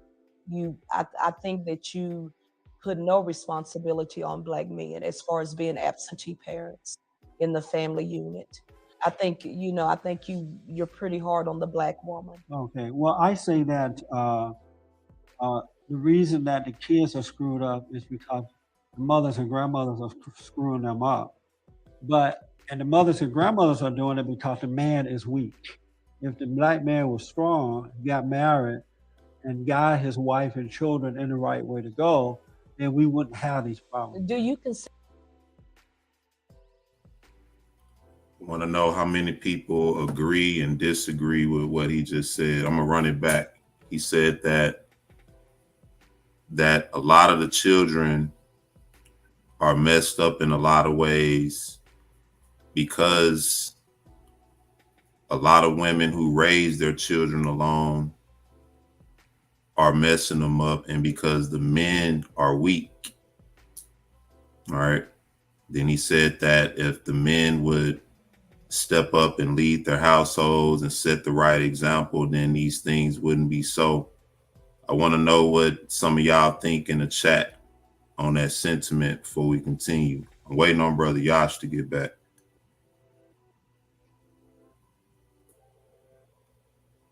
But Eric says she didn't even mention anything about love for those kids she having. Yeah, that's another thing, you know. Said I raised my daughter by myself 10 years. I had a good job and got zero support from Esau. Amen. Amen. See, once again, we're dealing with circumstances in that aspect, you know. A lot of times, and this is just the truth, a lot of times whenever a relationship doesn't work out, or if a man decides, you know, he wants to move on. All right, and this is just in this case that I'm speaking of. If a man decides he wants to move on, you know, a woman will decide that, you know, he's not needed in a lot of cases. And then in some cases, you know, some men prove not to really want to be resourceful. And so you have to separate, you know, in that aspect. And that doesn't relieve any responsibility from him or the woman, you know. But then that does affect the child. So while that child is alone with that mother, what is that child being raised on? What is that child being taught? You know, and I'm speaking of either situation, whether the woman got mad and decided, I don't need you no more, you know, in which in some cases the men are still available. They just have to deal with a lot of issues. Or if a man turns out not to be resourceful, not a positive influence for the child, and you as a mother have to separate from him by virtue of that, what are the children being taught? You know, are the children still being taught to honor both the mother and the father? Are the children being, you know, given good life values? And what are the results of that? What are we seeing in the world as a result of this? Like I said, it's not every situation. But in a lot of cases, this is what we see, you know. So just something to think about. You know, it's a lot of, like I said, every situation has its own set of circumstances. And regardless of the circumstances and how it plays out, if there's a child involved, who's solely responsible for that child? If a woman decides she don't need a man, whether he's good or bad, right? If he's a no good dude that just don't want to work, just don't want to do nothing for his children, or you don't want to be no type of man, okay, bam, kick him to the curb. Now who's solely responsible for those children? You know, a lot of women have raised their children in situations like that. And some have been fortunate to, you know, find good support systems, especially if you got a active child that's, you know, wanting to be involved with certain things. They love something and you support them being involved with that. You know, but let's get some more. Consider yourself to be On them up. And the mothers and grandmothers are doing it because the man is weak. If the black man was strong, he got married and guide his wife and children in the right way to go, then we wouldn't have these problems. Do you consider yourself to be a strong black man? I'm becoming strong, yes. I was one of those weak black men too. I had a baby out of wedlock at 19. I couldn't deal with the average black woman. I would just screw them and walk away from them because, especially when the hell come out of them, you know. And it's hard the hardest thing in the world for the black man to deal with is not racism, but it's the black woman. She's real mean and angry. And she's angry because her father was weak, the men she got involved with are weak, and that anger just being passed on generation to generation. All right, so what are y'all thoughts on that? All right. He talked about some of his past and how he basically said that he's becoming a strong black man. And, you know, I know some of y'all may agree or disagree with that, but What I'm dealing with is the idea or the concepts. All right.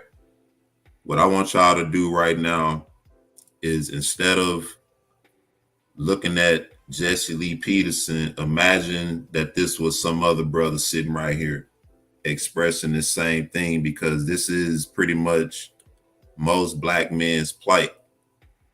We all grow up sort of weak in a way, trying to figure things out, especially if we don't have our fathers in the household. You know, I can vouch for that growing up, not having my father, not really, you know, having that foundation and having to really prove yourself. All of your love, all the love that you get is based on how you perform as a young black man at some point that does something to you. You know, you get to a point where you have to redefine yourself. What's up, brother Yash?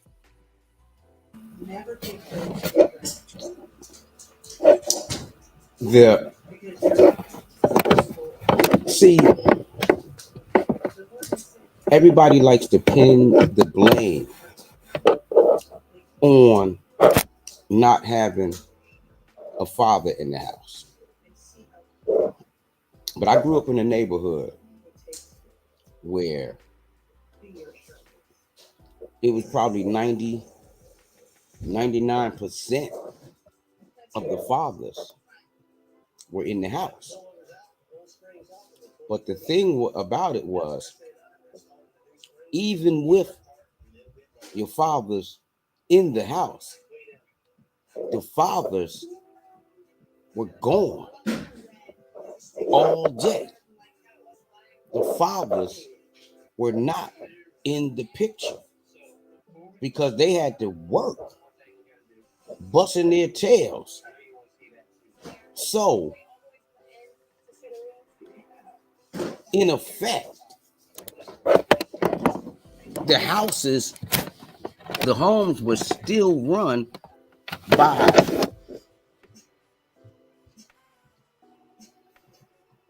single women, even though they were married.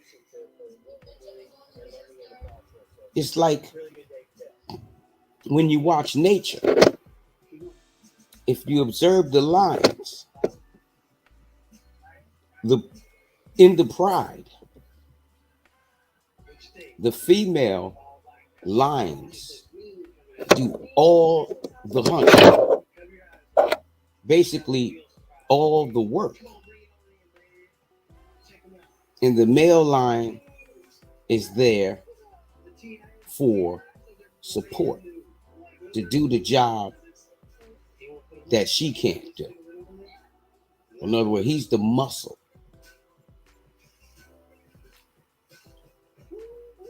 The point that I'm trying to make is, because he called himself weak because he had a child at 19. He fathered a child at 19 out of wedlock. No, you just had a baby with the wrong person, or you just fell into some temptation. And the child, what you want to say? I think the whole point that he's making is that when you just take that situation alone, all right, whether it's him or any other black man, how many black men have done that same thing? Right. But see, this is the point what I'm trying to make. Because everybody it's like a doctor. Everybody's trying to cure the symptoms, but nobody gets to the root. And he is the one person ain't going to hear the root. Many of our people were born on breeding farms. They bred the women. Some of them, they made the fathers sleep with their own daughters to have babies. They bred us as animals, and now and then they want to blame you for the behavior that you're exhibiting.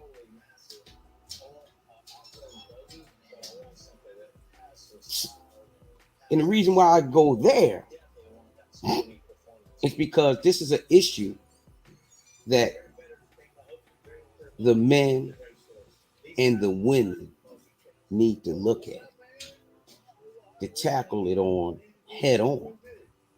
We're never going to come to some kind of understanding or even some kind of a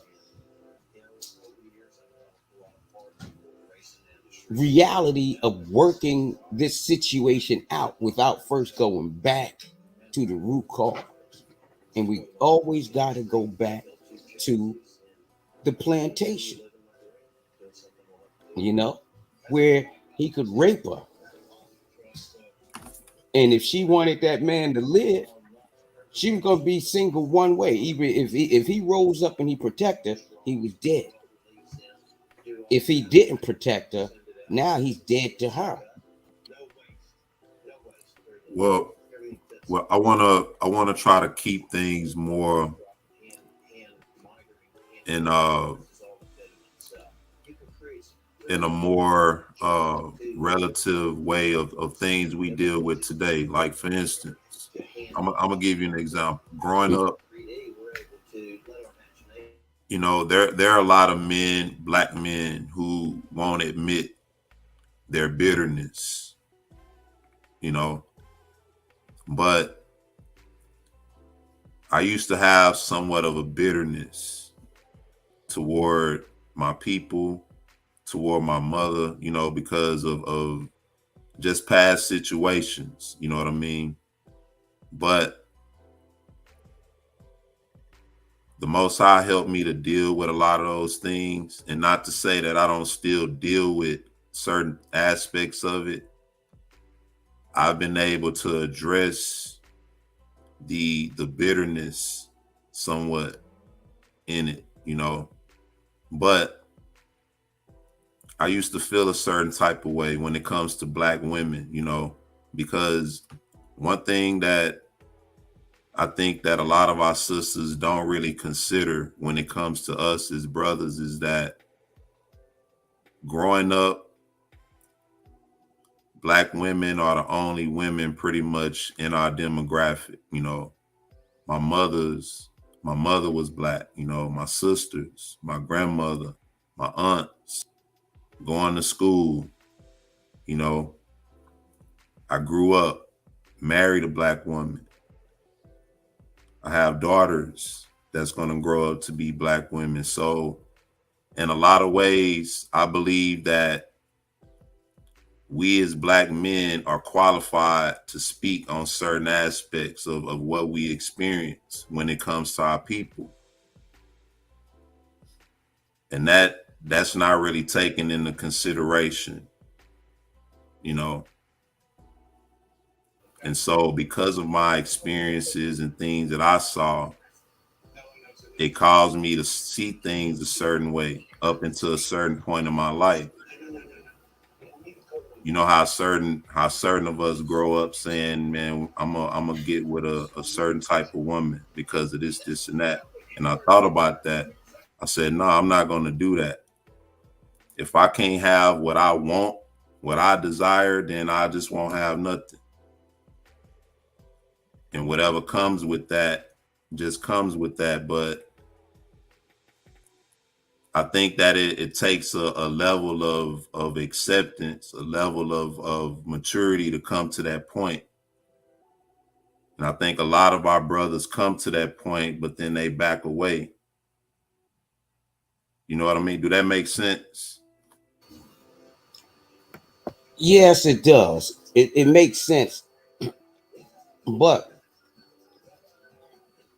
well, it makes sense. But see, I don't know. See, maybe I was always it's hard for me because I was always just I've I okay in my family. a lot on my father's side, a lot of men went after women of other races.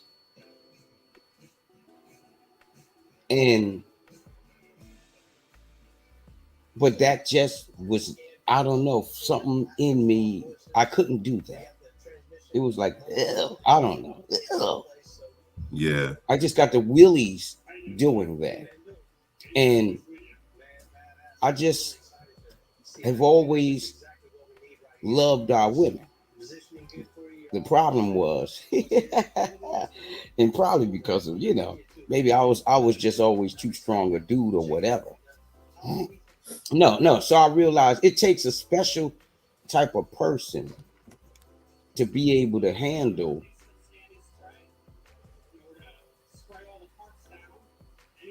that, because our women will come at you. Our women will challenge you. Shoot, some of them will fight you. But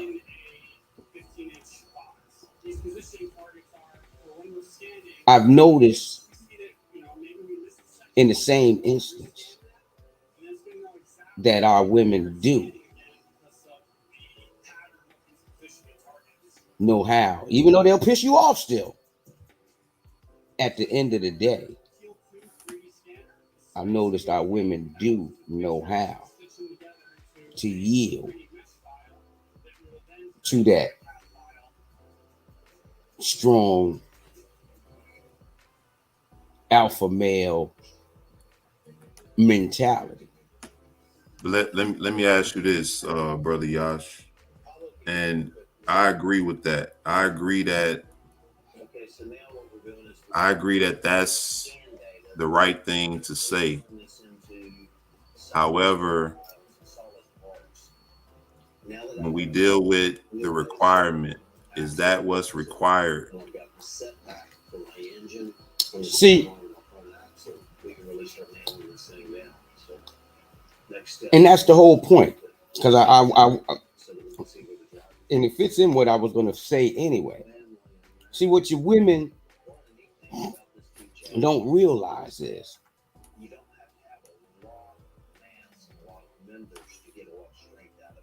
sometimes I'm going to speak for myself.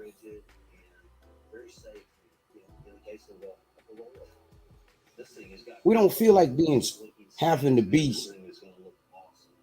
strong all the time. It's like, and I'm speaking only for me. So let me say, I don't feel like having to be strong all the time. It's hard because we're raised from, even if we're not raised, once you hit in the early adulthood, you come to the realization that as a man, I mean, when the reality of life actually hits you in the face, and you realize that you're dealing with an enemy, so to speak, the system, and everything coming against you, and you have to. So we have to be strong from the time we get up to the time we lay down. And then, so you don't want to have to come home after all this strength all day and exerting all this daggone energy to have to deal with it also in a household. That's why a lot of men they'll leave their children because they tired. And Women don't realize, a lot of women, I'm talking to y'all, ladies, and this is from me. Your strength is in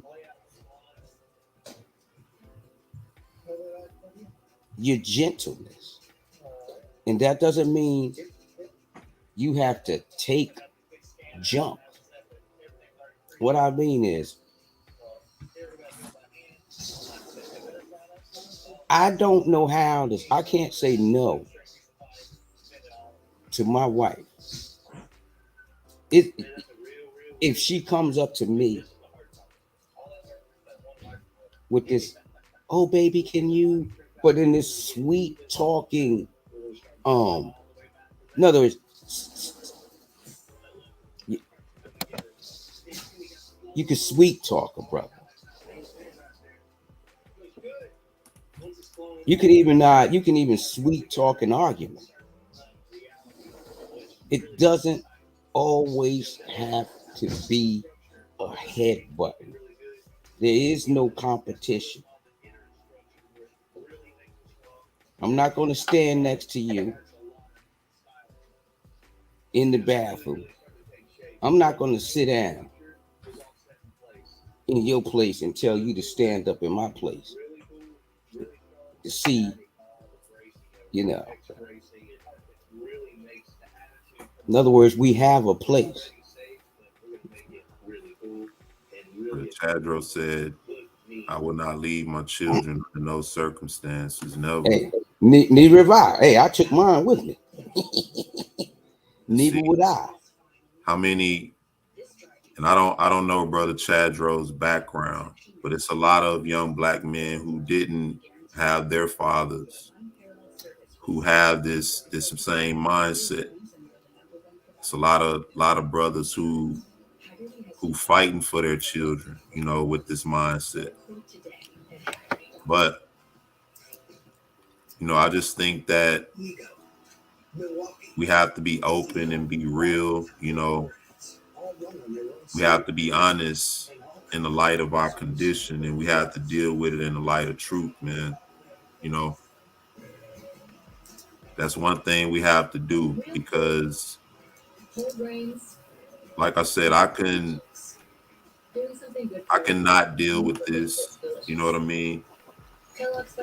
But this is something the Most High put in my heart to do, because something that I've always been passionate about was family. Knowing Really?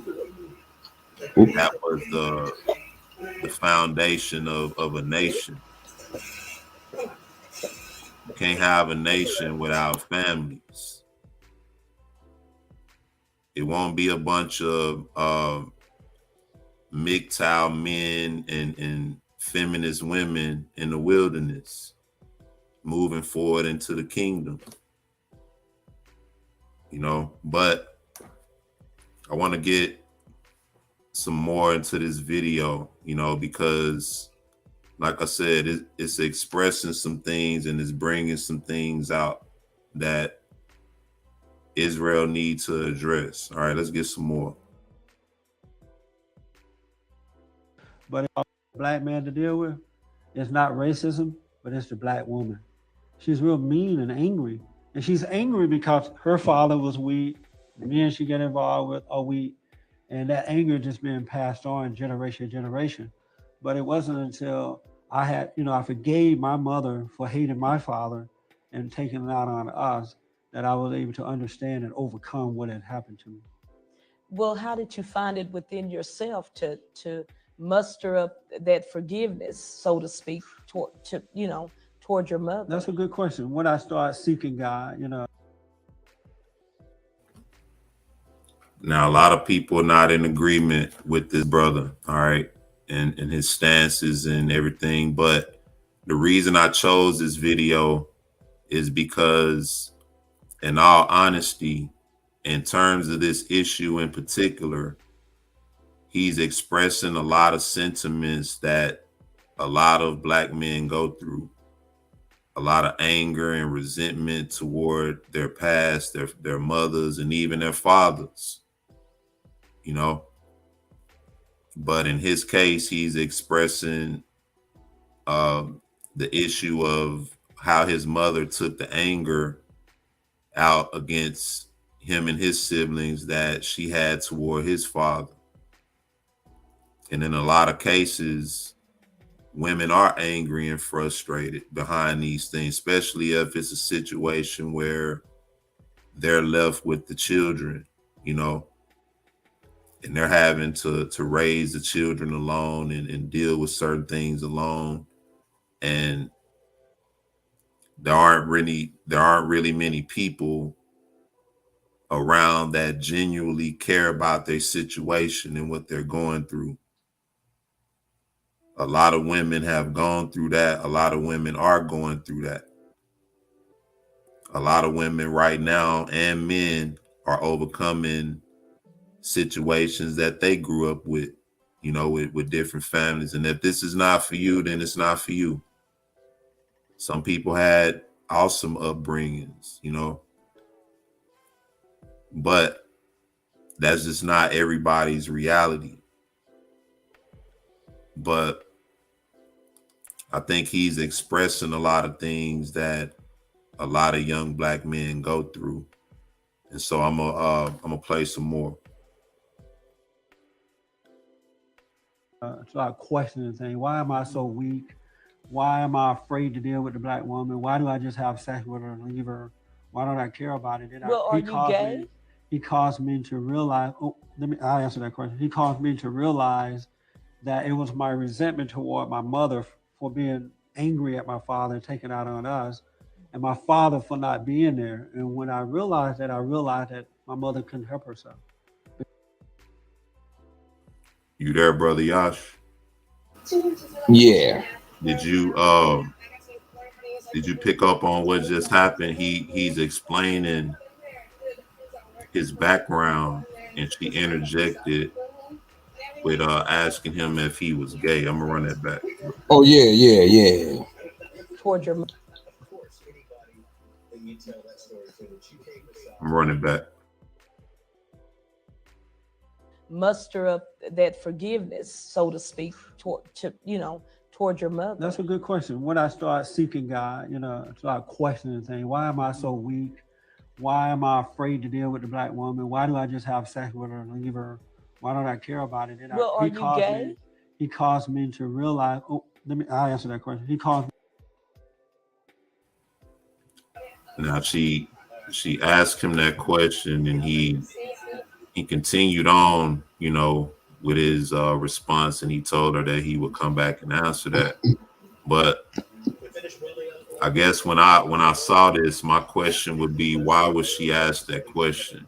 In light of him expressing his weakness, why is it that whenever a black man expresses a weakness or a resentment toward a woman or his mother or anything of that nature, it has to resort to that?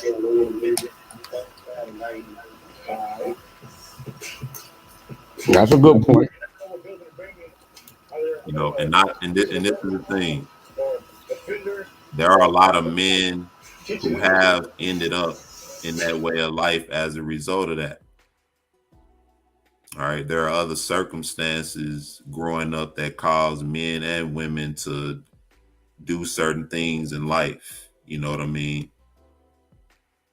A lot of children are exposed to things early in life they shouldn't be exposed to. And so it leads them down a certain path.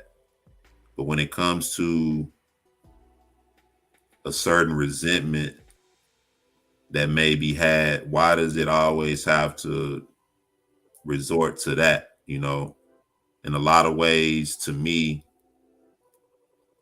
that's sort of playing on a weakness of a man. That's saying that if a man has any type of weakness, then that has to be the result. You must be gay if you have a resentment towards your mother, or if you hate women, or anything of that nature, which is not, you know, he's not saying that he hated women. He's saying that because of his upbringing and, you know, how he was trained to see things and what he had to experience, it caused him to sort of go down a certain path. And a lot of men go down that path. But what you think, bro? I don't know. That was interesting, but I mean, like you said, he was expressing first because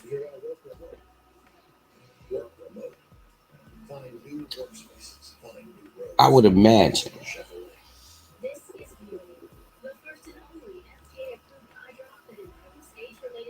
that, see, that's really a hard one. It's not hard. It's just hard for me to explain because it's like I'm thinking two things at one time. You know, I'm thinking about in our DNA. Well, hold on. Before you continue, what I'm asking is just from him opening up about his resentment toward his family, why would she conclude anything sexual when he didn't insinuate anything sexual? Other than the fact that he would sleep with women and leave them. A lot of black men have done that, still doing that. Right. But that's why I was like conflicting. It's hard. But because on the other end, I was gonna say I think our women have this ideal of what a man should be. And so they don't even know. And that's the other part about having to always be strong, because they don't even know that. She said it's a valid question. It's a valid question, but at the same time, you don't understand that a man can be a man, but he's at this particular time. If it was a sister speaking this to, if it was a sister speaking to her of this struggle, you'd be more you'd be more sensitive. Yeah, more sensitive. Rather than, saying, now, because he's being open and he's being human and he's being honest, and he's let his guard down to try to explain to her the reason, his reasoning because of the things that he's been through. And she basically shot it down, minimized her. And that is even a big disconnect in relationships between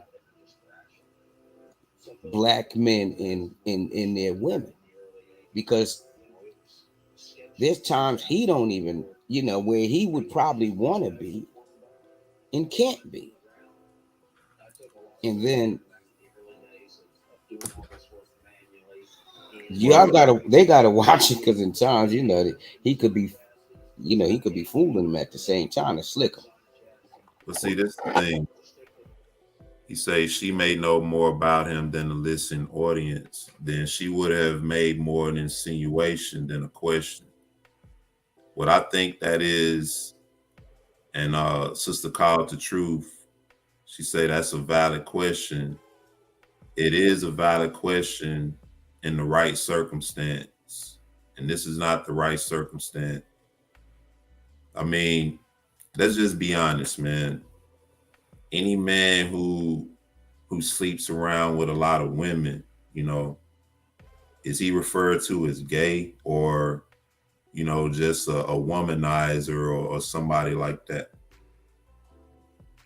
We all know the answer to that question. Most men who do that, and this is what he's admitting, I know by one of his testimonies, he said that he was married once, you know, and he divorced.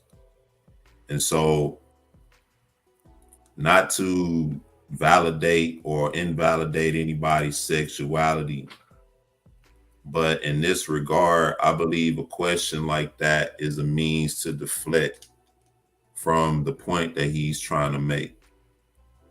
That a lot of our sisters at times are difficult to deal with and live with, you know. Now, may the Most High's word be true and every man a liar. You know, the Most High's word wouldn't say, I'd rather dwell in the corner of a housetop, right? And y'all know the rest. The word of the Most High wouldn't characterize or wouldn't give the characteristics of a wicked woman, and talks about how a woman like that brings burden unto her husband if these things weren't a fact of life. These are issues that happen, and these are things that he's expressing. And I believe she deflected that by asking him, was he gay?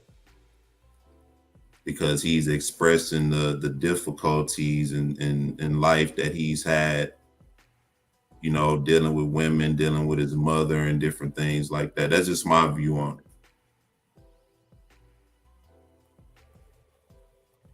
I don't think it was a respectable question. I think it was out of context.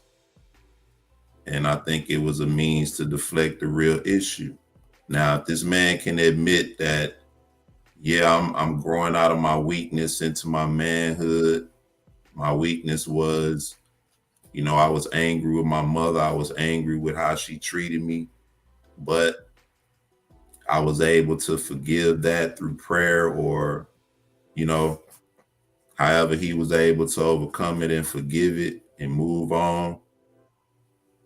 Why would you insinuate his sexuality within that? You know, like I said, I don't know what he does in his bedroom, but that's a prime example of what happens a lot of times, even outside of this context. You know? Yeah. But even so, with all that, you're right, because what would him being gay have to do with what he was trying to express? You know what I mean? I mean, it would have a lot to do with why she would ask the question, but right. But that question had nothing to do. You know what I mean? It had nothing to do with what you said. But bottom line, it was still out of context, regardless. That's funny though. Yeah. But let's play some more. Me to really start seeking God, you know, start questioning things. Why am I so weak? Why am I afraid to deal with the black woman? Why do I just have sex with her and leave her? Why don't I care about it? Well, are you gay? He caused me to realize. I'll answer that question. He caused me to realize that it was my resentment toward my mother for being angry at my father and taking out on us, and my father for not being there. And when I realized that my mother couldn't help herself, because you need a father and a mother in the home to raise children. A woman can't do it on her own because she can only take kids so far. And then I forgave my parents. And when I forgave them, God forgave me. So I guess that would answer his gay question, or at least what he believes in terms of a normal household. He said you need a father and a mother, you know. But let's get some more. Man, that's when my life changed. You said, why didn't you ask me, am I gay? Well, I just asked, are you gay? But why? Why you asked? Well, because you know, a lot of times when men have issues with women, they look to they turn toward the same sex for comfort. But I told you, I turned to God. I started seeking to understand why I was that way. Well, there's a lot of men who turn to God and other men. there's a lot of homosexuals professing to be in relationship with God. But when they turn into man, they're not turning to God. So now she's trying to force the point that she insinuated. She asked him if he was gay. He finished explaining his point. All right, then he asked her, why did she ask him that? She said, well, many men turn to other men for comfort when they have issues with women, which is true in some cases. And in a lot of cases, men who have resentment with women, they become womanizers and they sleep around with a lot of women. You know, these are really the type of dudes that females fall in love with, but they don't realize that that is a form of hate toward women. But she asked him the question. He asked her, why did she ask him that question? She said that a lot of men turn to other men for comfort, but he said, I turn to God. All right, I'm gonna run it back a little bit. But she tried to pretty much force her insinuation on him as if, you know, what she's trying to insinuate is true, you know, on him, which is what he's trying to get her to see, that you're asking me this question out of context. I told you I turned to God. Then she said that, well, a lot of men turn to God or turn to men and God, you know, but then he had to clear it up with if a man is struggling and he turns to other men for comfort, then that means he's not turning to God. He's turning to men, you know, but I'm gonna run it back a little bit.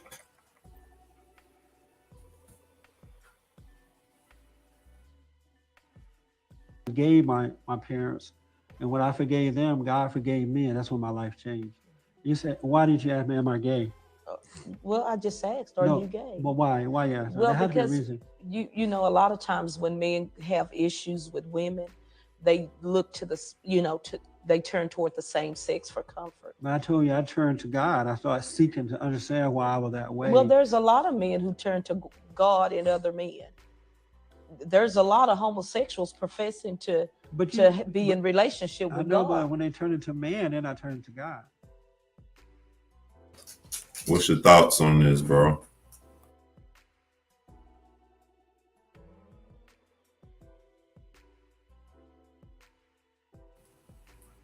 Brother Yash, you back? All right, I'm gonna keep going.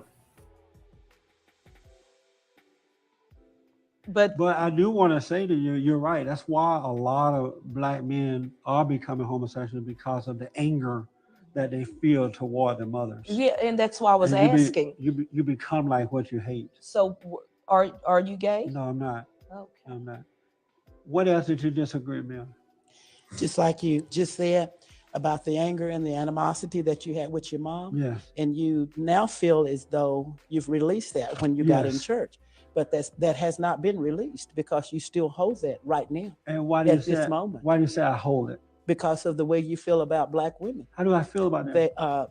You feel like they can't do a job. They cannot raise their children alone. They can. I know, yes, they can. I know of black women that have children, that have went to college, have degrees, have wonderful jobs, wonderful homes.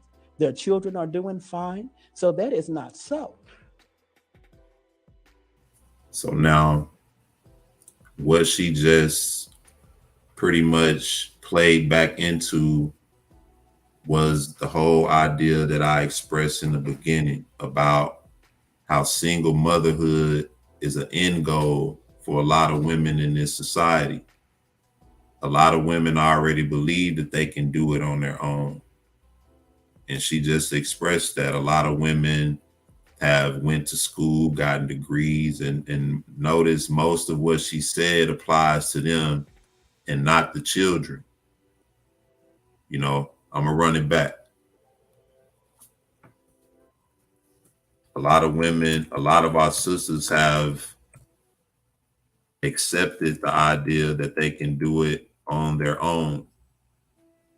Whereas this brother is trying to express to her that a woman cannot raise children on her own, you know. In other words, it's not in the best interest for a woman to raise children on their own. I'm gonna show y'all something real quick.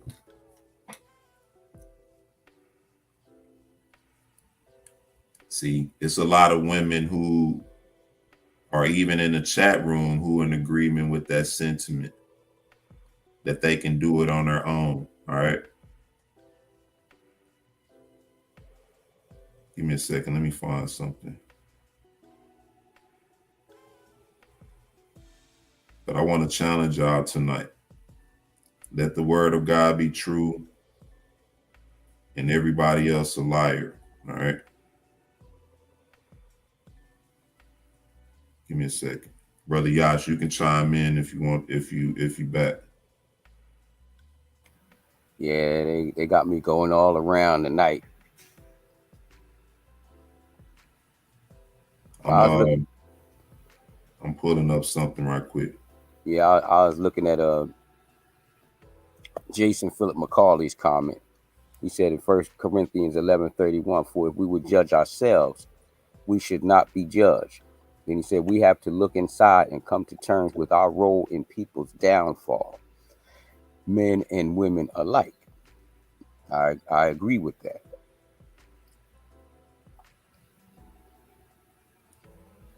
But also, society has been so darn mangled that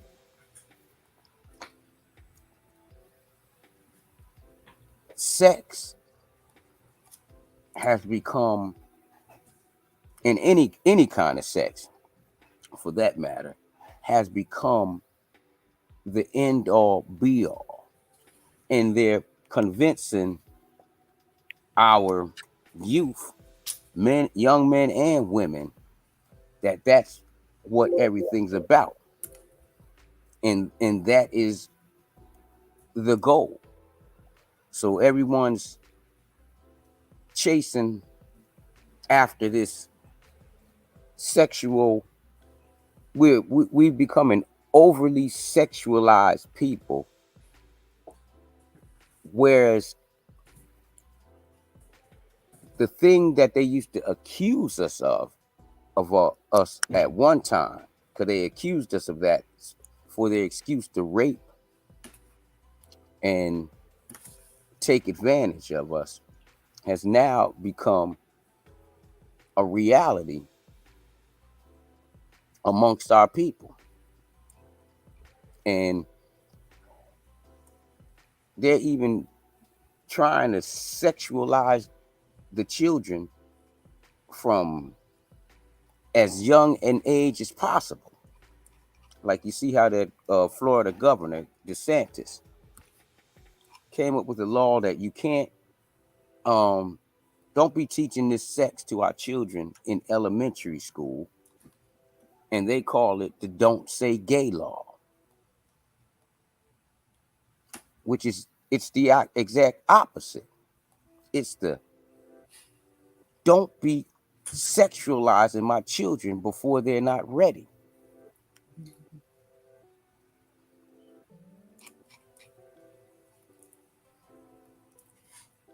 I'm trying to pull this let me just give me a second. Yeah. Take your time. Take your time. Keep it going, man. Because I'm pull this up. But all of these have play a part in this. This devil that we dealing with is crafty. You know what I mean? He's using the same ploy that he hasn't changed. He uses the same ploy that he used in the beginning by offering power to the women, while at the same time holding back that power from the men and causing a friction between us, because he makes everything about money, about something that a piece of paper that costs 39 cents to make, be it $100 bill, $1 bill, $1,000 bill. It's all worth 39 cents.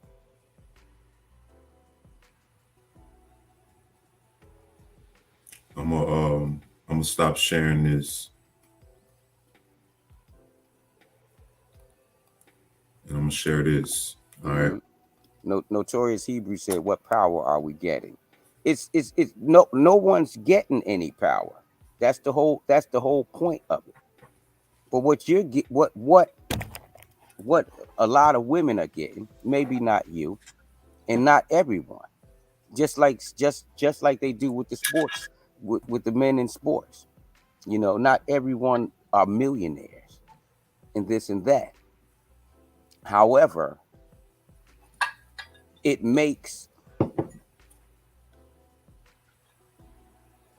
gives you the illusion that, like one of the sayings is, a man can't handle a woman who makes more money than her. Or, you know, if she makes more money than him, he can't handle her. Which is true in a lot of cases, because men have witnessed, I've witnessed men saying it, but see, I haven't been one of them. But then the Bible tells you that when a woman maintains her husband, she becomes impudent. So that's book 2. All of that, everything goes back. I want to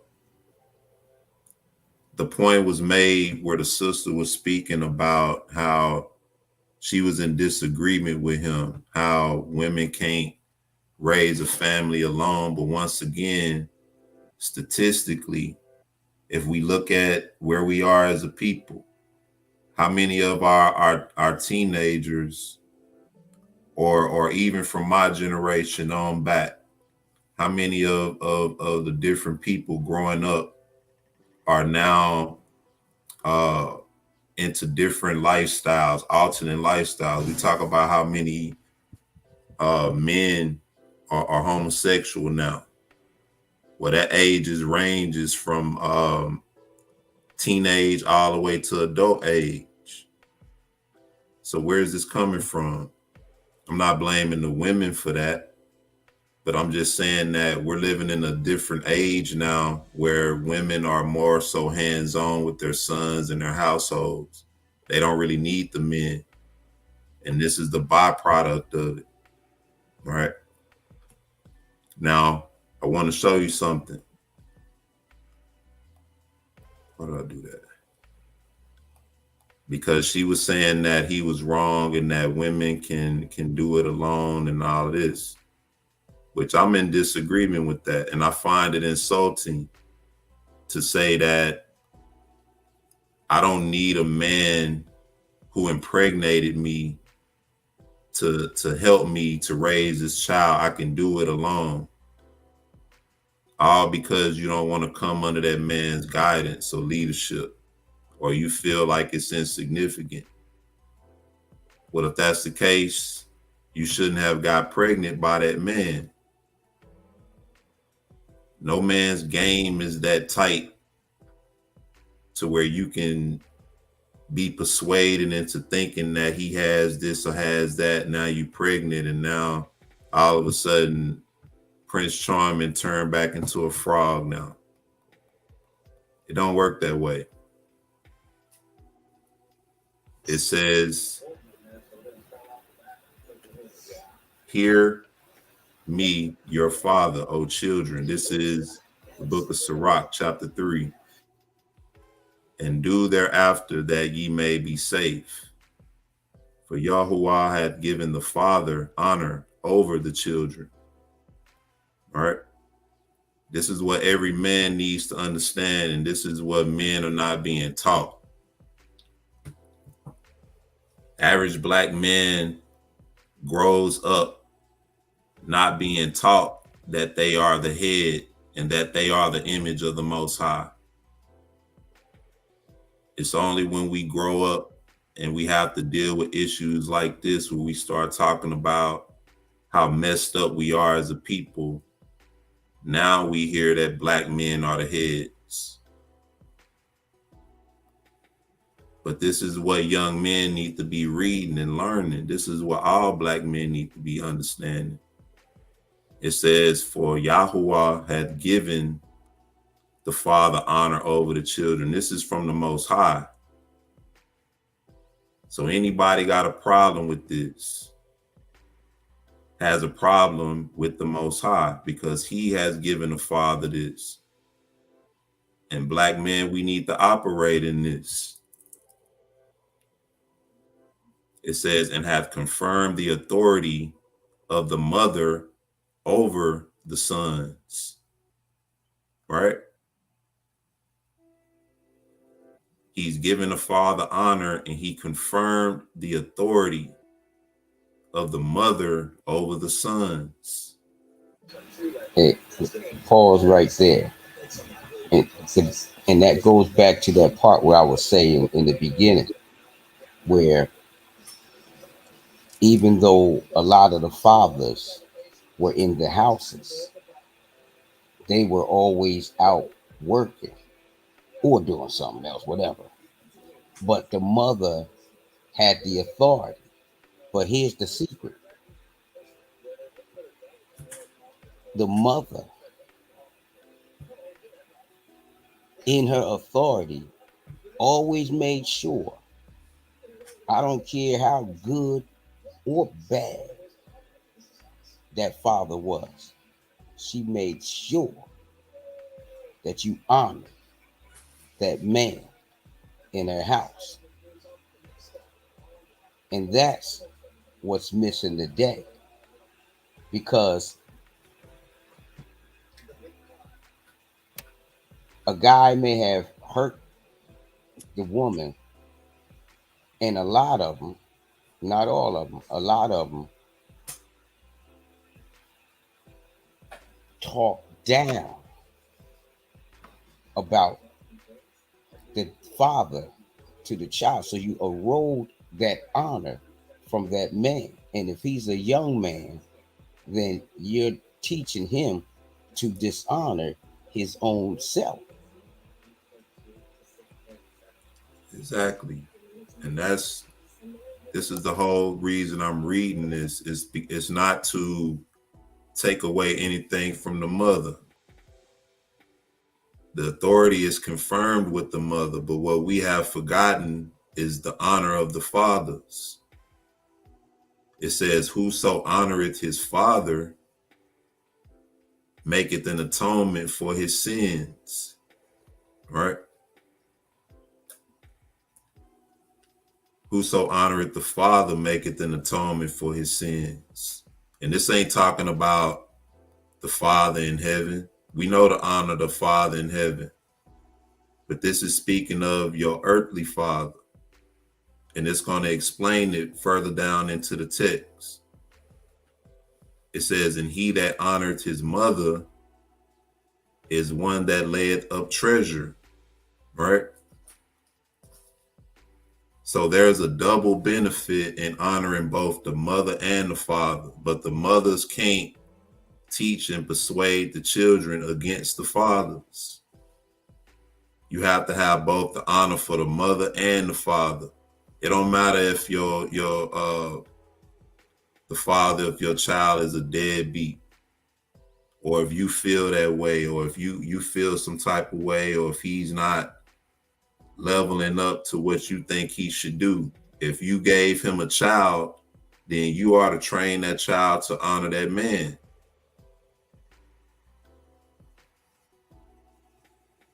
And the same honor is given to the mother.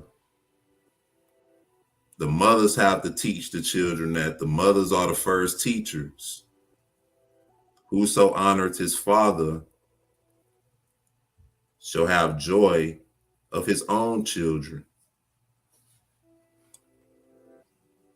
Whoso honoreth his father shall have joy of his own children. Right? I know a lot of dudes, man, who they so into their mamas and they love their mamas and they talk so down on their daddies. And now they got baby mamas and they struggling with their own baby mamas, speaking down on their fathers. I know a lot of dudes like that, still living with their mamas. Mama's helping them pay child support.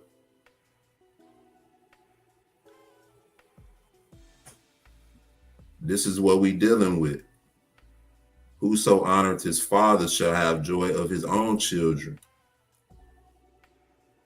And when he maketh his prayer, he shall be heard.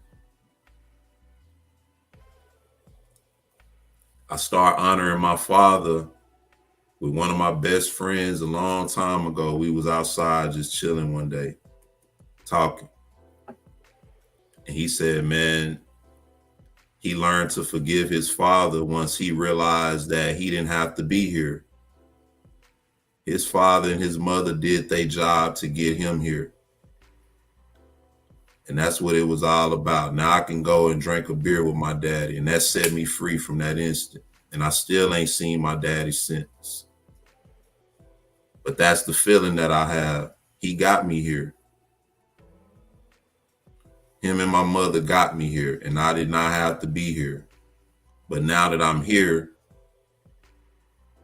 living in that resentment, what do I not want to be here now? Now I have to go through a death experience, all because of my resentment, when I can just be grateful. I don't know what my father and mother went through or why they ended up the way they ended up, and it's not my business. Hey, not only that, people don't even realize a father can teach you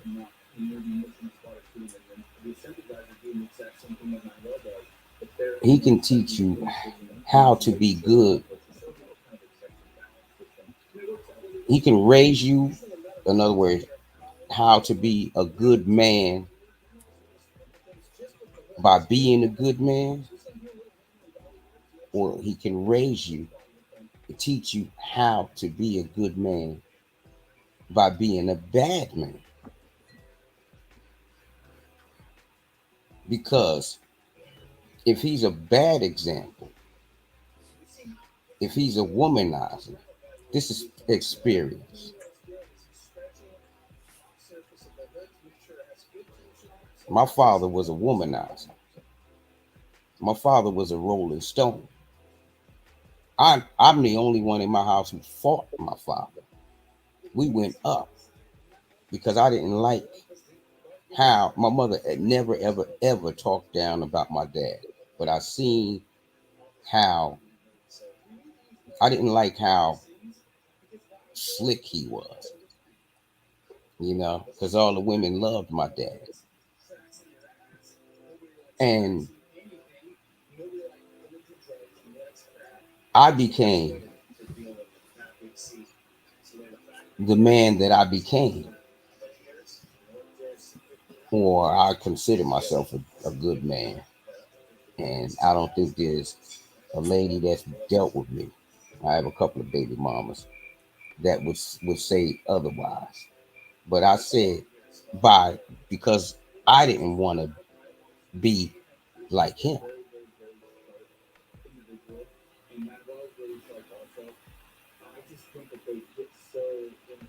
And when he died, I seen him the day, but I honored him up to the day before he died.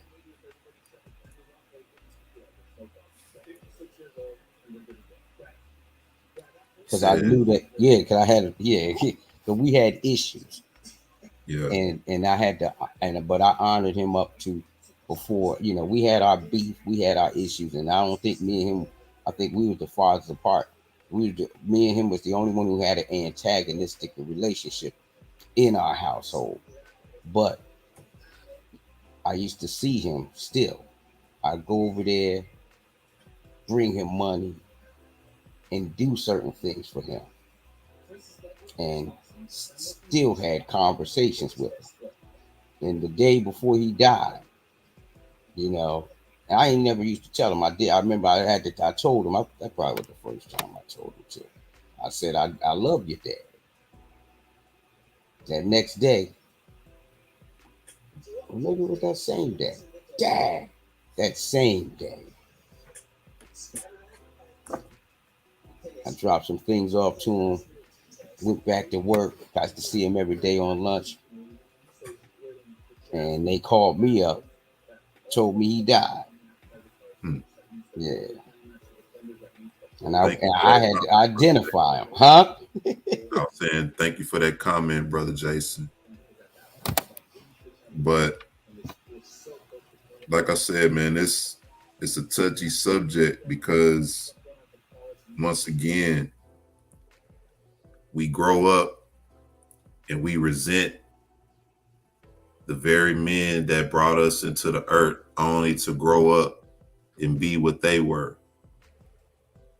Not understanding. This is why the Most High say in all you're getting, get an understanding. None of us are in a place to judge our mothers and our fathers. We can learn about them and we can understand them. And in a lot of cases, you'll find out that your own mothers and fathers are ashamed to open up about certain things. You think they don't dwell on certain things that they did in the past and certain things they wish they would have did different? Y'all think people really happy in life? Y'all think people really going around set free? Nah, you not. I'm telling you, you not.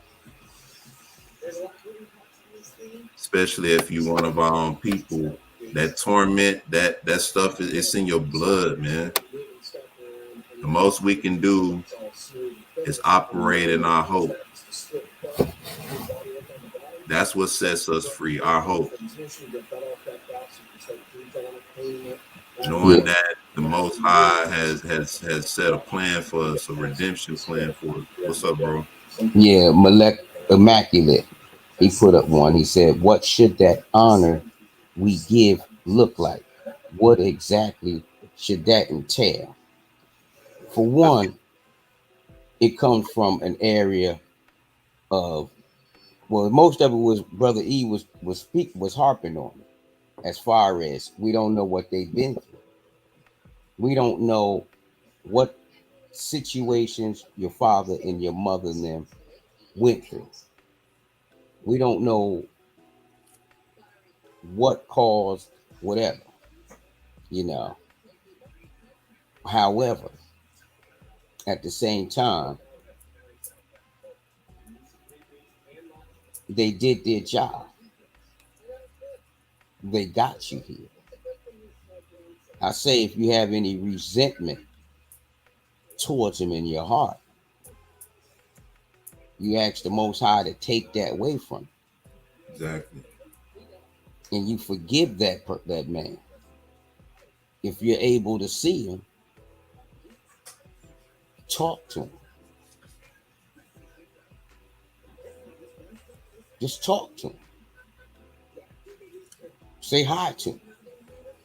You can ask him what happened, or you can say, look, you may not have been there around for me in my childhood,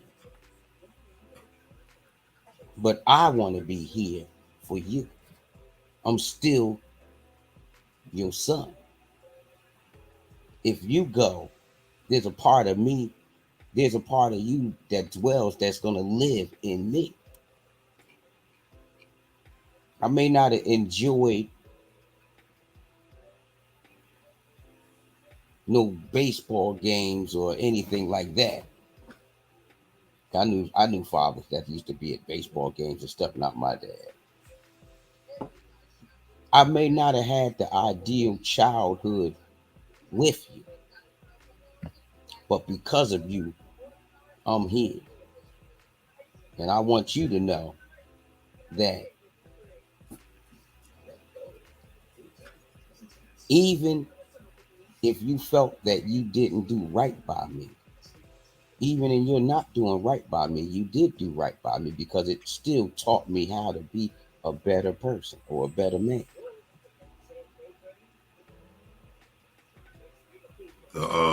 I think it's a passage that says that a child who has wherewithal covers the baseness of his parents. In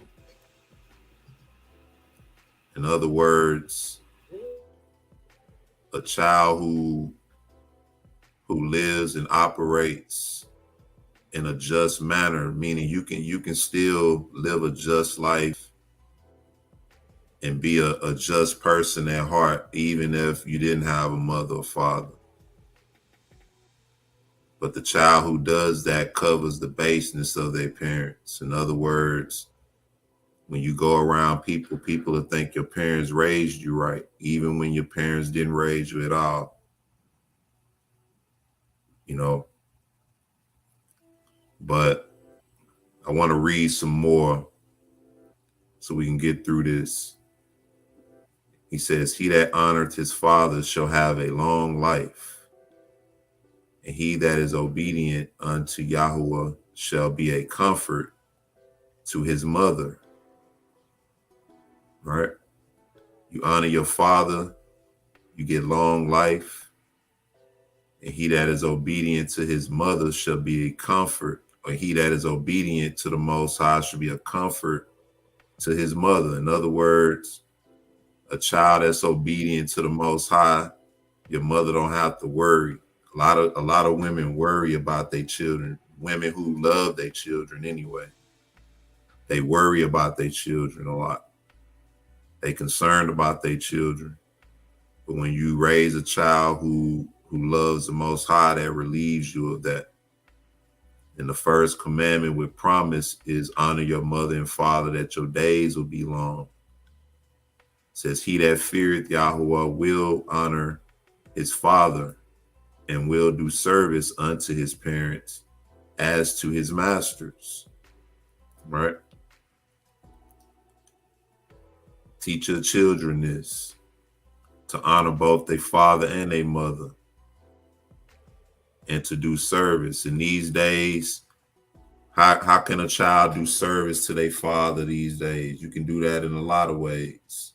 You know, you can have a child call their father once or twice a week. I know a lot of women feel like, you know, well, he can call them, he their daddy. Well, have your child do a service unto them. Hold that man accountable. Call your daddy once or twice a week. See? In a lot of cases, it's a lot of men who would appreciate that anyway, you know, even though they may not get along with the mother, you know, they would still appreciate that. Teach that child to do a service unto their father. You procreated with that man. So if you're a righteous woman of the Most High, then you do your part to make it work. If he ain't doing his part, then you let him know. You hold him accountable. Look, this might not be working between you and me, but you helped me bring him into this world. So you need to be accountable. You need to be available when he calls or when she calls. You need to show up here once or twice a week to spend some time with him. To the ones that's not trying to be accountable, but to the ones that are trying to be accountable, allow that to happen. Don't be a disruption in that. He said, honor thy father and mother, both in word and deed, that a blessing may come upon thee from them. For the blessing of the father establisheth the houses of children, but the curse of the mother rooteth out foundations. That's why we ain't got no families no more, because our sisters don't need us no more. That's the curse of the mother. I don't need you. You ain't nothing. I don't want you to be a part of this child's life.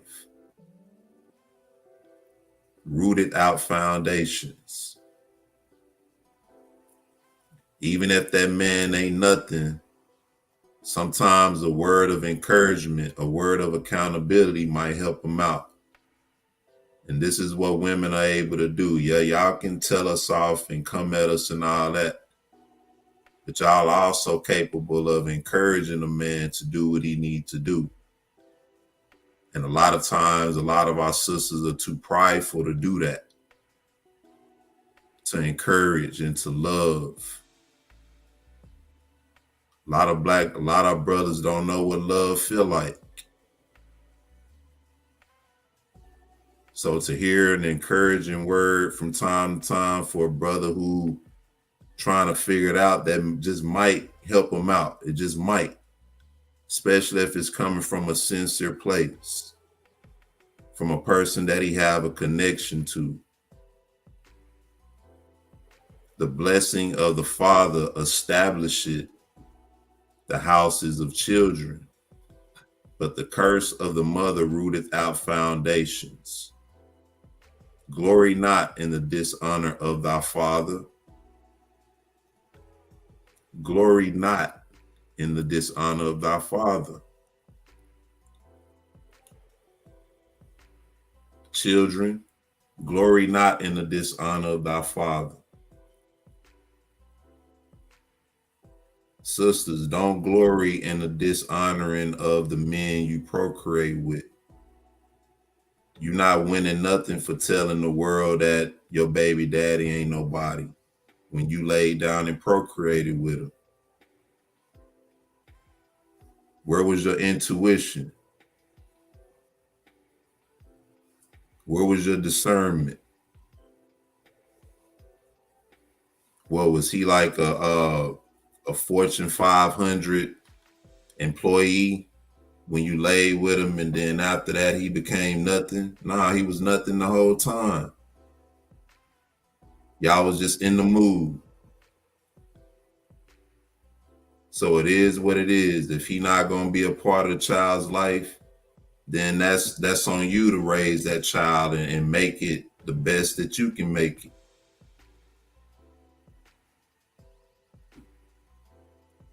But don't glory in the dishonor of the fathers, for thy father's dishonor is no glory unto thee. Young man, young woman, dishonoring your father, that ain't no glory unto you. You the seed, you that man's seed. And your dishonor toward them is going to force you to be 10 times of what you think they are. If they nothing, then you're going to be 10 times that,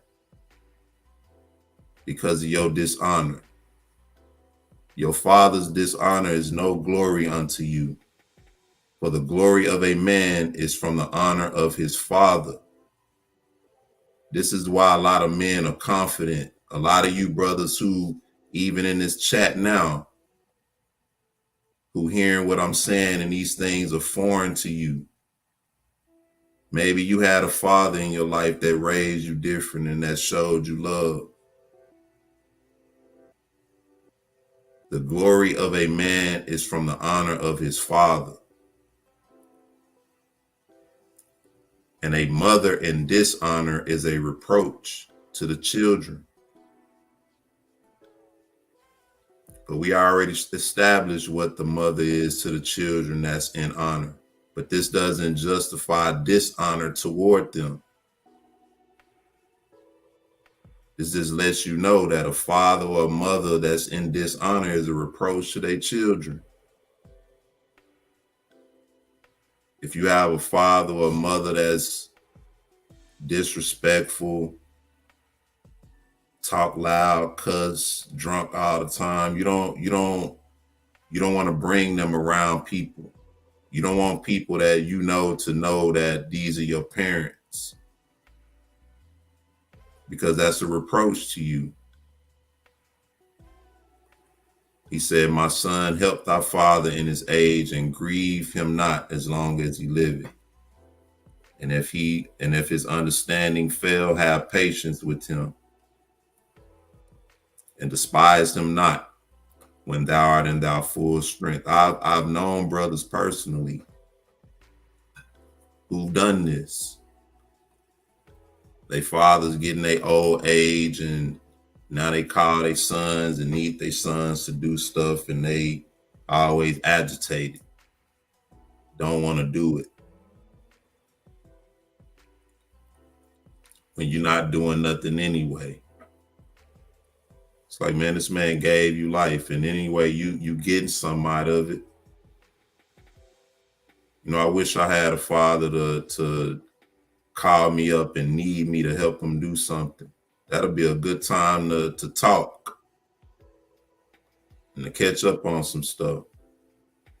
He said, for the reviling of thy father shall not be forgotten. Most High don't forget that. The dishonor toward the father or the mother. But it's talking about the reviling toward the father shall not be forgotten. And instead of sins, it shall be added to build thee up. So whether you do good or bad by your father, the Most High remembers that. And he adds that to you. It says, in the day of thine affliction, it shall be remembered. Thy sins also shall melt away as the ice in the fair warm weather.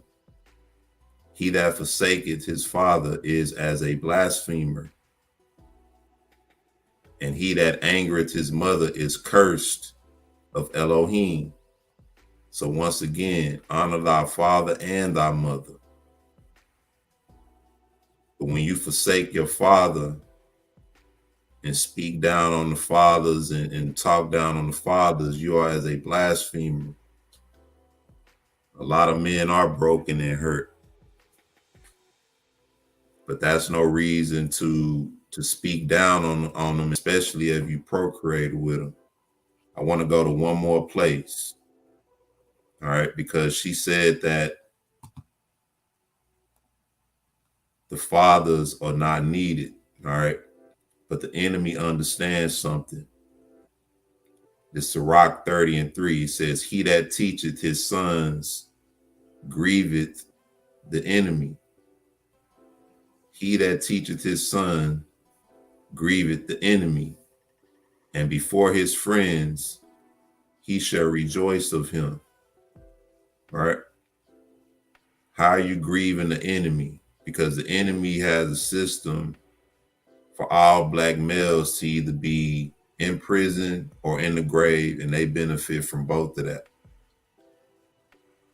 They make millions, billions, trillions of dollars from both. So when you teach your sons as a black man, this grieves the enemy. This grieves his plans.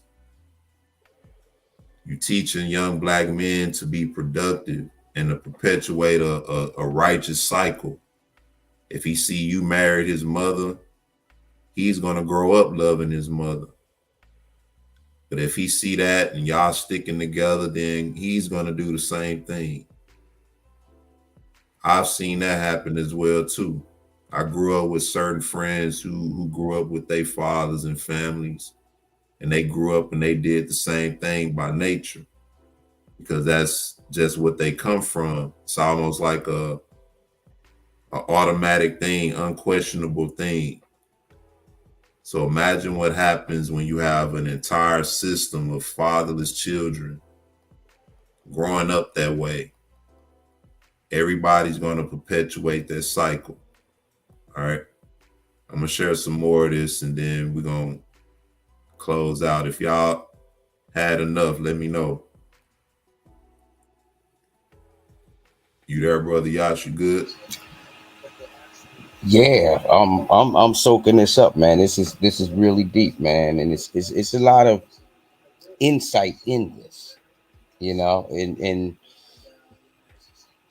I'm just reading some of the comments and stuff, but believe me, there's a whole lot of insight in this, Yeah. because we can't carry resentment,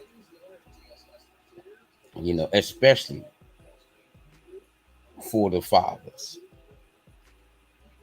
You know, the Most High is our Father,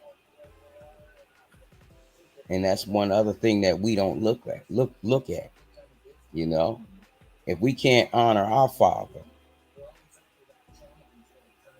how we think we can honor the Most High, but really, how do He take it? Him being the Father of us all. Yep. Yep. And like I said, this is bringing it in totality. The women as well. The women have it hard in a lot of ways because there are a lot of sisters out there who have repented, and who are repenting and coming out of the world and coming out of different things. And the challenge in that is you don't have a lot of support. Not enough of our sisters who have repented and do want to repent, they don't have enough support because the women have it heavy, man. There's a reason why, and a lot of sisters get offended with this, but like I said, and all I get, and we have to get understanding, there's a reason why the enemy approached Eve in the way that he did. It's a lot of history behind that, but in doing that, there were a lot of things implemented. And this is why we see a lot of what we see today in the connection with our brothers and sisters. Like I said, I'm focusing on us, but there's not a lot of support, for that. A lot of sisters are really opposed to what the word of God is saying and what the order of the word of God is. And that's not to offend anybody. It's just the truth. Whenever we say wives submit to their husbands, if there's an issue with that, then that means that there's a problem. You have an issue with the word. A lot of women will say, well, I'll submit to a righteous man. And in a lot of ways, that to me is a deflection. Why wouldn't you save yourself for a righteous man if you will submit to one? And then the other side of that, are you saying that because you don't believe the men within your dynamic can be righteous? I mean, it's a given that you should submit to a righteous man, but the Bible tells the women to submit to their husbands. But when a lot of our sisters hear this, there's a contention at heart and at mind with that. And it goes to, well, a lot of what ifs, a lot of, situations. Well, what if he's this or what if he's that? Like I heard one example, a sister said, well, what if your husband is a crackhead? You know? And my automatic thought to that was, if you're married to a man who's a crackhead, either you're doing it with him or you're helping him get it, or both, or either. But either way, you're already submitting to him. And if he's your husband, if you submit to him in the right regard, then the word of God says that they may help him convert. Right? And I'm aware of all the different circumstances. But what I'm saying is, the Most High's word tells the men to love their wives as Shiach loved the church. And the wives are to submit to and reverence their husbands. That's book. It doesn't give any this or that or stipulations for either. So the men are held in just as much accountability as the women for the instructions that were given. And this is what we have to humble ourselves to. I'm gonna play some more.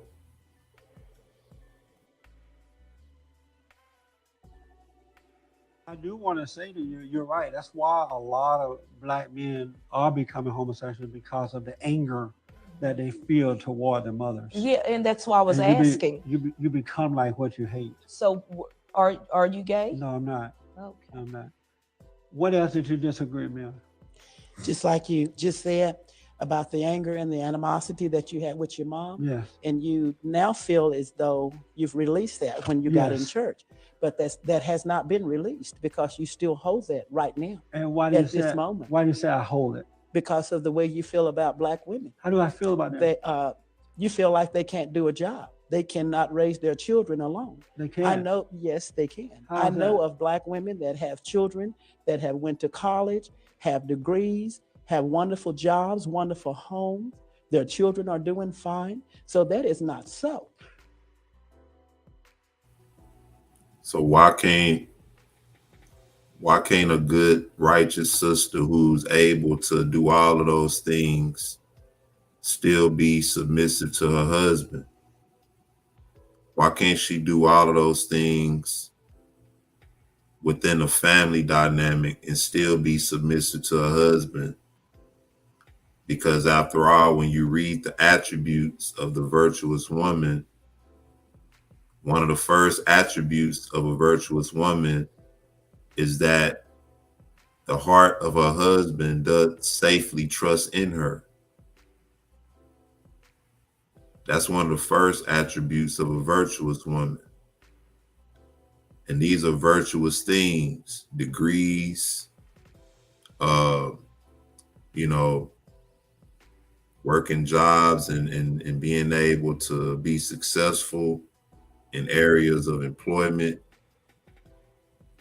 These are all virtuous things. But why can't it be done within the proper dynamic, within the proper order of the Most High? Brother Yash, you got any thoughts?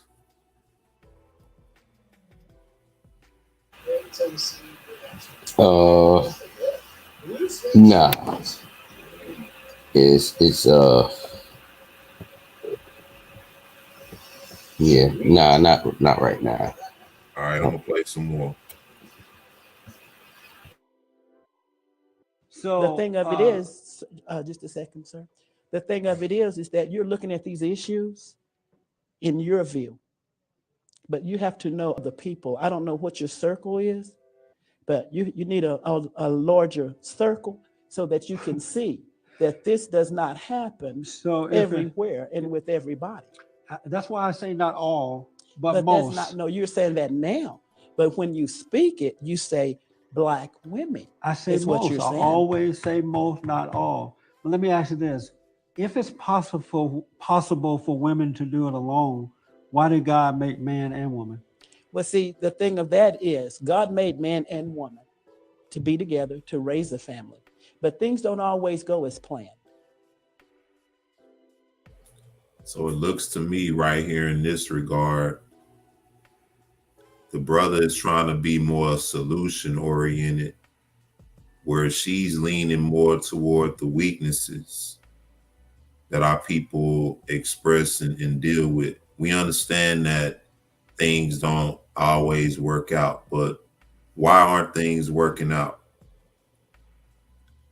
He says, that Jesse Lee? Yeah, that's Jesse Lee. We using him as a backdrop. But why aren't things working out? You know, if women can do it alone, why did the Most High create both man and woman? All right. But her response was, you know, God created the man and the woman, but sometimes things don't work out. And I'm stressing on that because that's a prime sentiment, you know, that a lot of our people lean on, especially in the case with a lot of our sisters. A lot of our sisters are dependent on things not working out. And so because of that, they have to be strong and independent.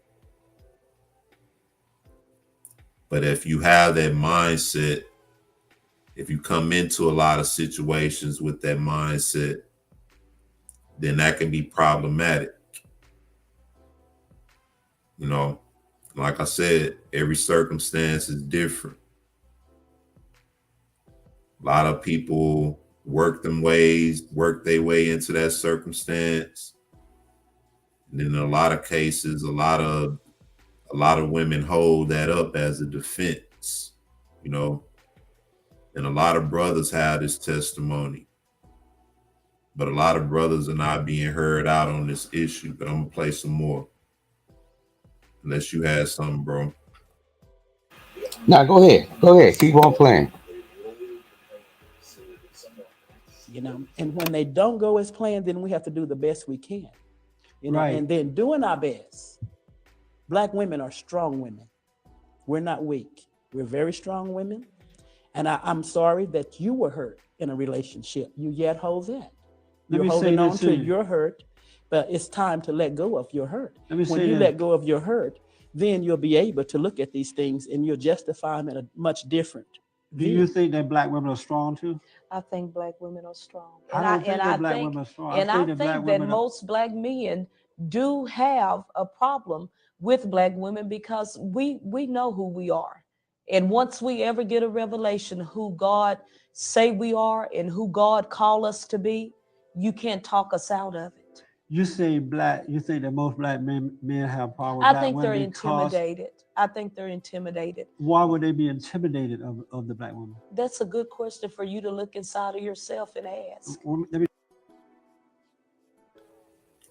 You think most black men are intimidated? And what do y'all think in the chat? Y'all think that most black men are intimidated by black women? And what would cause black men to be intimidated by black women? Think about what I'm asking and the nature and how I'm asking it. What you think, Brother Yash? I think, first off, definitely not. But what I think is,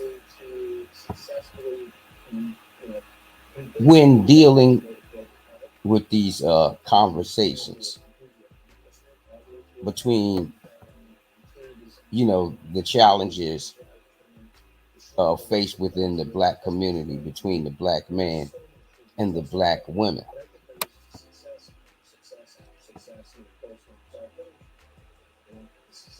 the men are always challenged and on their accountability. And but the and when the men are challenged on that, they have no way out of it whatsoever. A man has to be accountable. And if he's unaccountable and called out on it, there's nothing that he can say. There's no excuse that he can come up with. No reason that will be listened to. Now, with that in mind,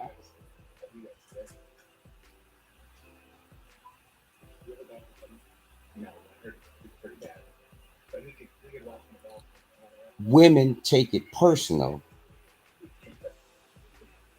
when they're called on their accountability.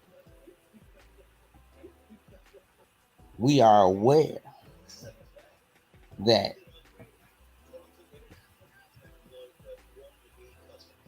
many of the women are in their positions because of the man's lack of accountability. However, that still does not negate them of their responsibility. Let me ask you this. What does the men's accountability or lack thereof have to do with the women's? Like this question right here, or this statement. She says men have been openly degrading Black women and inviting others to join in for decades. Why do you think so many guys date white and the girls bleach their skin? Well, I agree that men openly degrade certain types of women. But when you talk about women being openly degraded, especially nowadays, you can't put that accountability on Black men. A lot of Black women now are not in relationships. You have a lot of Black women who are single. And when you look at the culture that we live in, how the sexual culture that we live in, and the emphasis that they put on that, you can't really blame Black men for how women choose to express themselves in a society that promotes free expression. What we need to question is the hearts of people who partake in these freedom of expressions, instead of looking at this as a way to refrain or restrain from that. Too many of our women have prided themselves in being sexy and open in their sexuality, and open in how they dress. And I don't even want to get into a lot of things that we're even aware of today. But when it comes to sexuality and things of that nature, yes, I would agree that there are a lot of men who are lustful. However, how do you explain the women who appeal to these different lusts that men have? A lot of men who make money, they use that money as a means to get what they want. And a lot of women see that as an advantage. He wants a certain thing, so if I give him that, then I can get what I want. You can't blame a man for that. Now, there are men who desire that. You can easily not involve yourself with those types of men. You can easily not involve yourself with that whole sex culture altogether.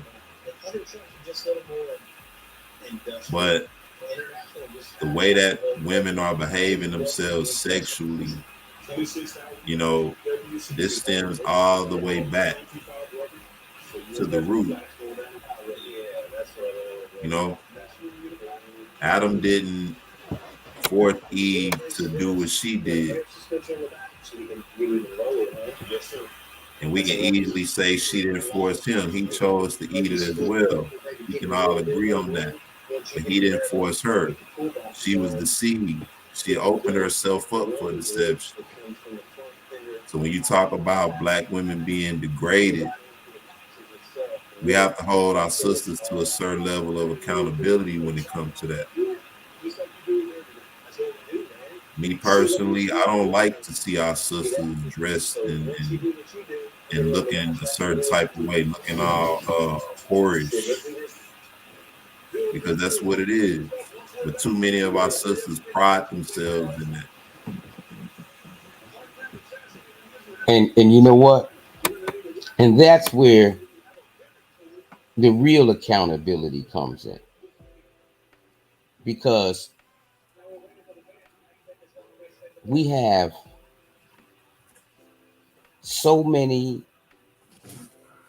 of our virtuous women, sisters, our yet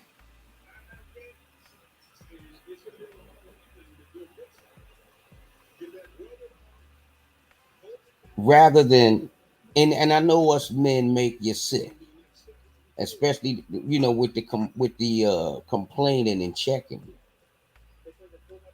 because nobody wants to be checked, and vice versa.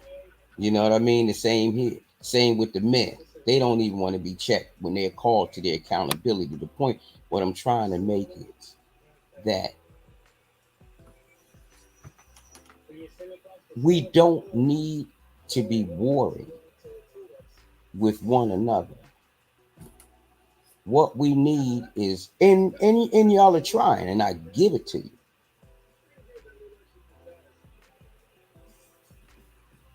A standard set up where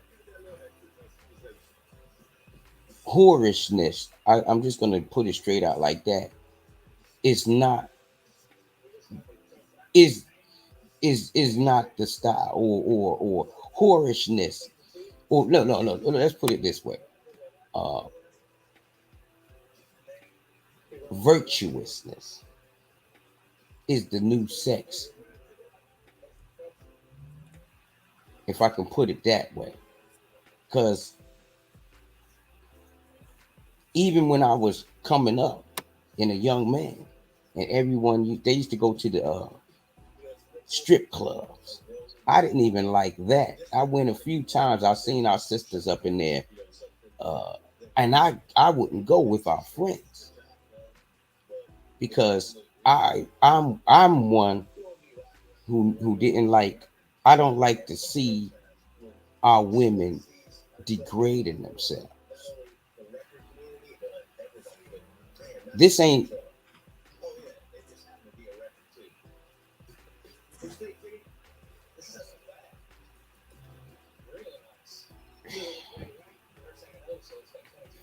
I don't know. I just threw that one out there like that, because Let me say this. Sister Ayin say, I think women are the very expression of a man's desire. We both play a part. And I agree. However, that's a double-edged sword. There are men who desire lustful women. And in order to get those lustful women, you can't just show up looking any kind of way. You got to have some money. You got to be looking a certain type of way, right? So they do that as a means to get those types of women. It's too many brothers who have a complaint about having a desire for a righteous woman. What about the brothers who desire their women to to love the Most High, to love them and to love their children. That's a desire. But when it comes to the lustful desire, we have too many women who lean on that as a means to accuse the men. When our sisters have power to say, no, you don't have to give in to that. So what, this brother is dropping bands for you to drop it all. You don't have to do it. You know, that same sister can get herself a regular job and run into a decent dude that'll treat her right, that'll respect her and do all of those things. But do our women desire that? Because to have that means you have to give something, you have to reciprocate. When it comes down to it, when it comes to the order, a lot of our sisters just simply don't want to submit. They don't want to do it. And that has nothing to do with the man or any of that. We have prime examples of brothers who are in high positions and still deal with the same things. You know, we've known for many, many years that Black men don't want to work. We don't want to take care of our kids. We don't want to love our women. We treat our women bad. We treat our kids bad. You know, I grew up under that stigma. I've been knowing it for years. You know, but why are we still seeing a negative result with women who don't need men raising the children by themselves, and we're still seeing the same detrimental result when we trying to be solution oriented? You know, I looked at the condition of my people and I said, how can I give back to my people? How can I contribute to my people? Forget about contributing to society. What can I give back to my people? The most that any Black man and Black woman can do to give back to their people is get with another Black man or Black woman and have you some babies and raise them right. That's how you give back to your people. Just like a fruit tree. When you open up fruit and they got all them seeds in it, that means you can take them seeds and put them back in the ground and have more fruit trees, more fruit plants, because the seed is within itself. This is how we give back to our people.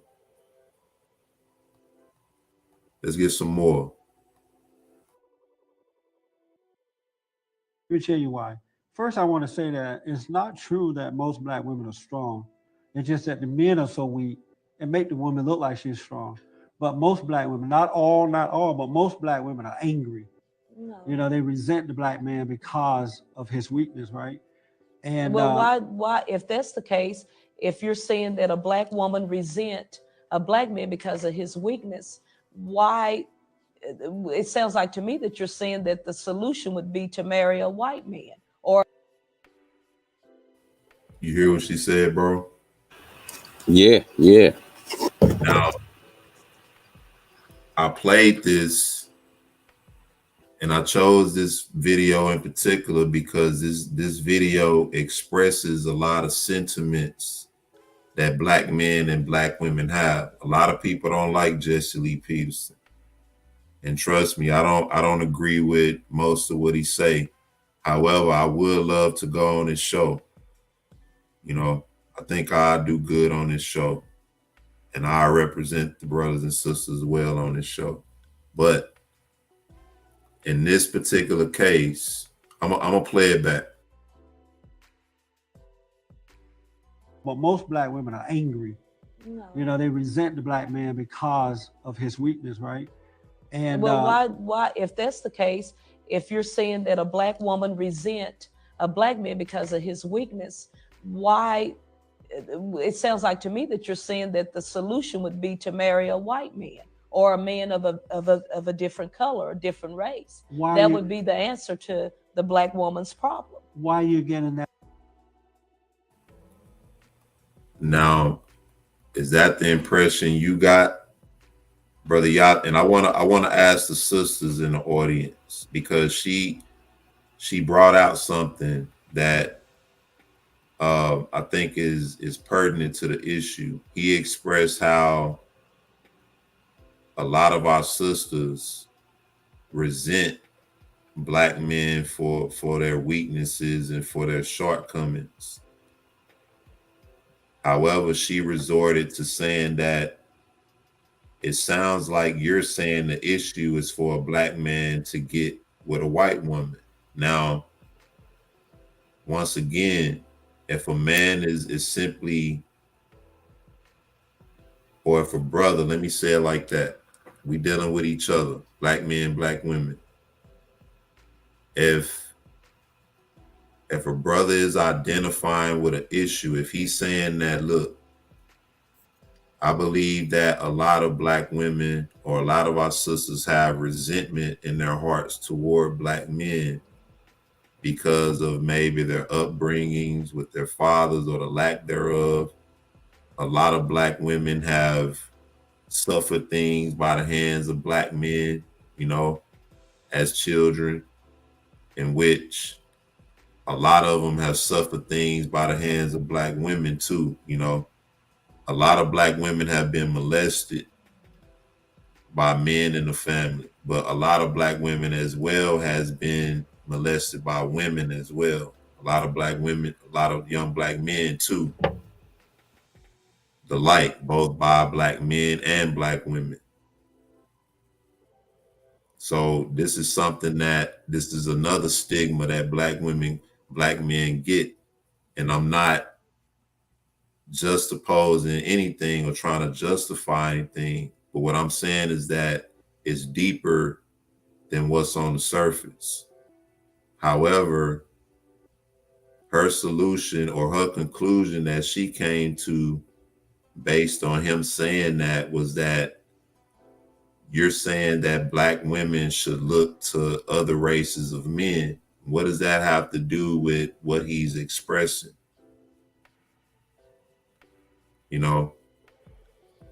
There are, and I'm going to be honest, there are a lot of women, a lot of sisters in Israel now who have married outside of Israel for that reason. And now they're resenting it based on the truth that's coming out from the scriptures. There are a lot of men in Israel who have married outside for that reason, and now they're resenting it. Same thing. So why is that a logical conclusion to come to based on what the man is saying? What's your thoughts, bro? What's y'all thoughts in the chat as well? My thought is, first, I didn't see how she came to that conclusion. Well, then again, I could. She probably was wondering maybe if he had married a white woman. But the bottom line is, we have to get back. We have to wake up as a people. The only way we're all going to get on track is if we get back to the laws, statutes, and commandments, but not only the laws, statutes, and commandments. This even goes a little deeper than that. We have to get back to our heritage. When Abraham sent Isaac to find a wife, he gave a command, direct commands to go and marry within, this family, and don't come back until you do it like that, and if you can't, then you'll be relieved of this duty. When he sent what's his name, I'll just call him damn sec for now, Eliezer. When Judah, he didn't follow the commands, and he married the Canaanite woman, and it caused death. And until the Most High had to come in, step in, and correct it. It's not about, but besides that, we have to realize that we are all we've got. We have to realize that as the women have a struggle, the men have a struggle, but we still all that we have. I'm gonna tell you a quick little story. Let me say something real quick before you get into that. All right. Sister Called the Truth, I want you to explain to me how you feel that this is all being blamed on Black women when we're clearly expressing that the Black men have failed through our weakness and docileness. All right. And we're speaking on the things that we see are errors with our women based on the scripture.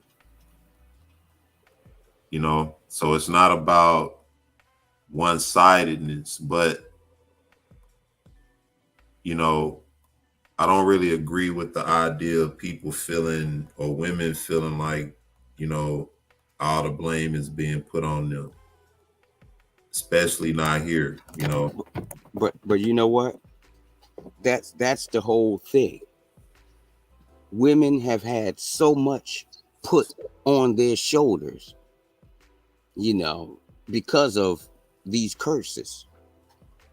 But wait, I want to just add this for the sisters, that they feel that even when we're expressing the results of our failures, it seems to them like we're attacking them. The root cause of this always, because the Most High is going to bring it all back to the failure of the man. When we get to the wilderness, he said the men's going to be a part and the women's going to be a part. Y'all going to get dealt with on your issues that we ain't going to know nothing about. And we're going to get dealt with on our issues that we ain't going to get nothing. We ain't going to know nothing about. But even so, with all that going on, there's going to be a purging. So y'all are going to have to reconcile with your issues, and we're going to have to reconcile with our issues, and we're not going to be together. We're going to be getting dealt with on a man versus man, woman versus woman basis. This is the thing, Brother Yash. When we address the condition of our people right now where we are, right?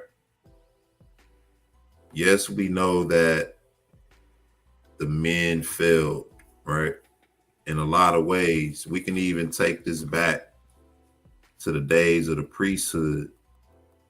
But you have to consider the priests were wicked and the people were wicked also. It was the people who were giving the priests rewards to not carry out the judgments and the laws. So yes, the priests were corrupt, right? But the people were corrupt as well. When we look at the condition of our people now, we have failed to an opposite position.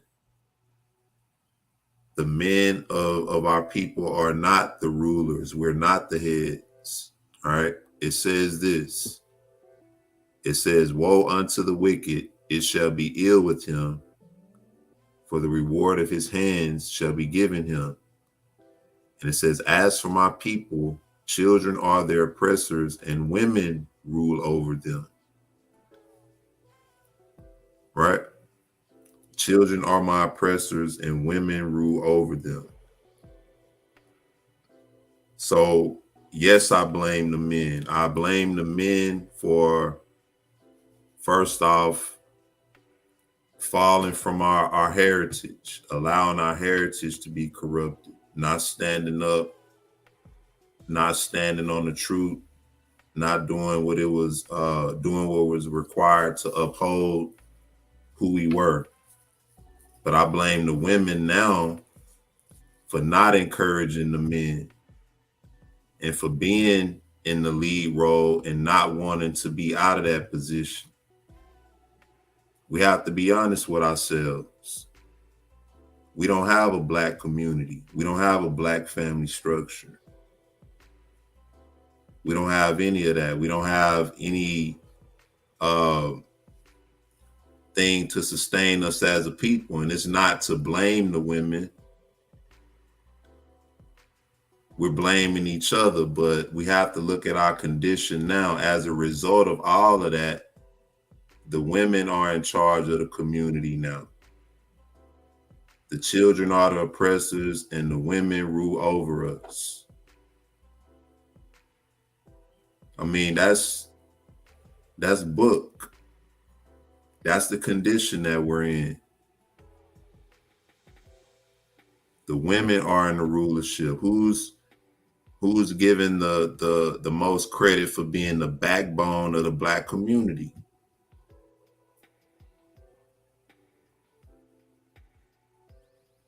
And so for all of our sisters who are offended at that, just reference the book on that. That's the condition that we're in. We can't blame men for being the heads because men are not the heads. The women are the rulers. That's the condition that we in. It said that's by design. But we have to acknowledge that. We can't, ignore what the books say and just, still deal with it in our own way. Are the women ruling or not in terms of the Black community? How many women right now in the chat is with a man and that man is your head right now?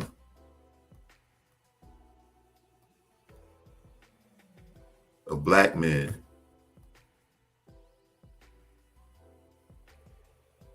So we have to be honest with ourselves. You have a lot of brothers who rising up right now, trying to step up in their positions, speak on truth, and you still face opposition.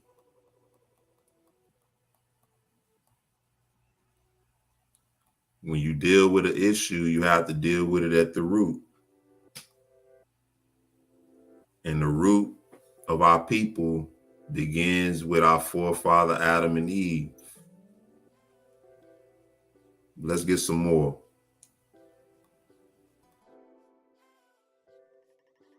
That impression. Well, because you keep saying that it's the Black woman is angry because of the Black men being so weak, and the woman is disappointed. Where do you think her anger comes from? If it's not from resenting her father and the men in her life for being weak, where is that anger coming from? I don't believe that every Black woman is angry, or even most Black women are angry. I don't believe that they are. But let me tell you the solution. The solution is not to marry a white woman or marry out the race.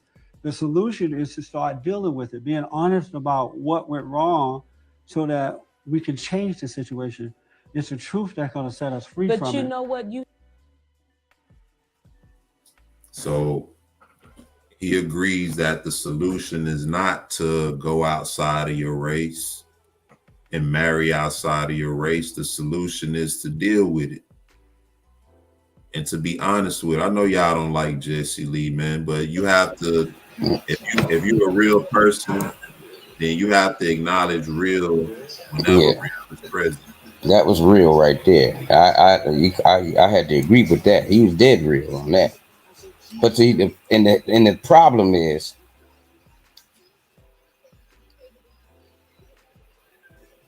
we can't deal with it because when you're being honest, this is just the same as like going back and dealing honest with these white folk. You want us to be honest with these white folk and tell them about themselves, and but at the same time we should be able to tell our women about themselves. Y'all tell us about ourselves. Let us argue and fight it out with ourselves, because we're going to argue and fight, because Yeah, I it's don't going to be know. a lot of resistance. Listen, I don't know why y'all acting like this is gonna go by peaceful. I see all yeah, y'all in the chat. yeah, It's not gonna be a peaceful issue. it's not going to be peaceful, but let us fight it out, but get to the bottom of it so we can crush it and move on as a unit. But not only so we can crush it, so we can kill it, because we have to kill it. How we say, kill the nonsense. Yeah, I mean, more of our sisters need to hear more brothers expressing themselves as the head. Nobody's used to having a black man in a position of power or in authority. Let's just be real, y'all. Nobody's used to seeing a black man in that position. This is why a lot of black men are not the heads in their households. And you're going to see that more in this interview, particularly expressed with the sister in the gold top. But we need to have more brothers not afraid to express that and willing to deal with the ramifications of that. We not no wicked men. I'm not a wicked person. And anybody who put that curse on me, I pray the Most High curse you. The Most High been knowing my heart since I was a child. My desire has been to have a family and to contribute to my people. So anybody interpret anything I'm saying as wicked, then I pray the Most High return that back on you. Curse are they that curse me, blessed are they that bless me. And that's for anybody.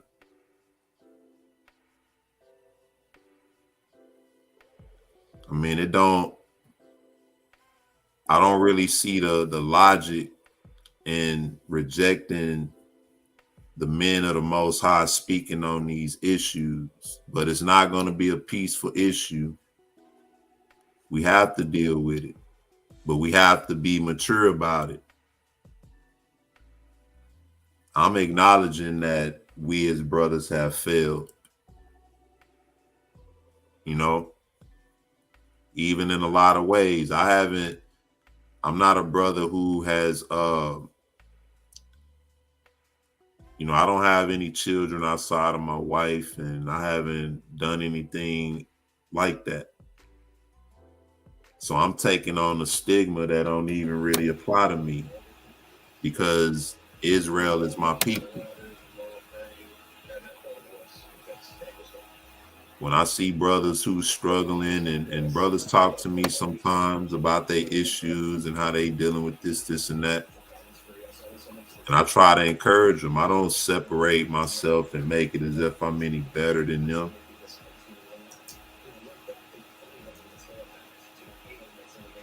And that's the mentality we need to have toward our people. We don't need to have this men and women. We need to be able to acknowledge our errors and our failures, and what we contributed to the failure of our people. If you're a woman who has with submission to your husband, then you are a contributor to the failure of your people. Don't marry no man, or don't be with no man if you have an issue with submission to your husband. because the only thing you're gonna do is create a failure in your relationship. You're gonna create children who are gonna grow up and not do what we read in Sirach, the third chapter, honoring the father and the mother, because you want all the honor to yourself. And the fathers need to step up too. Step up, man. Be willing to fight and deal with anybody who oppose you being the head of your house. Be ready to fight, be ready to die, be ready to go to jail, all that.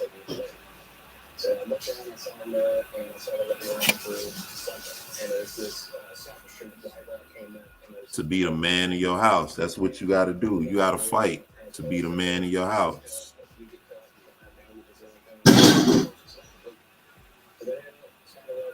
You don't earn your respect as a man in this society by loving people. Your love is already by default. People gonna take advantage of that.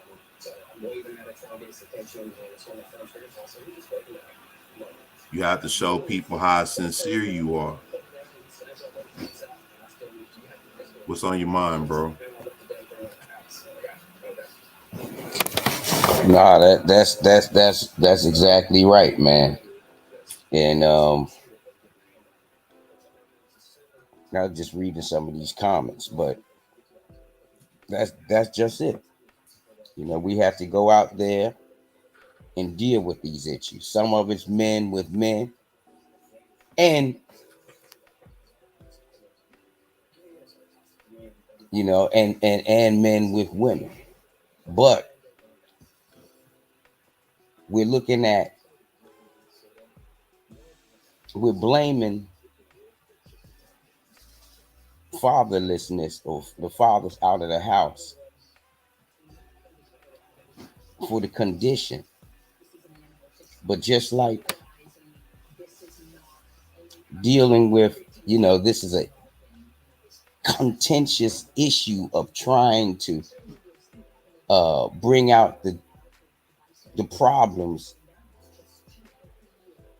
in our community between the man and woman.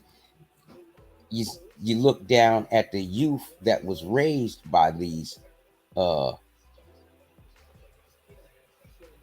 absentee father households, and they picking up the same attitude as the women. They may think they men, but where they don't even want to hear. They don't want to hear pull up your pants.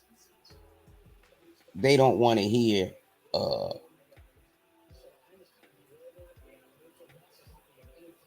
you know, the gang lifestyle is only gonna wind you're gonna only wind up dead or in prison.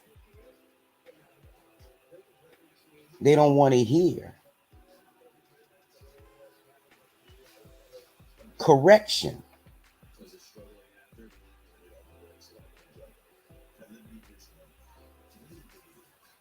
And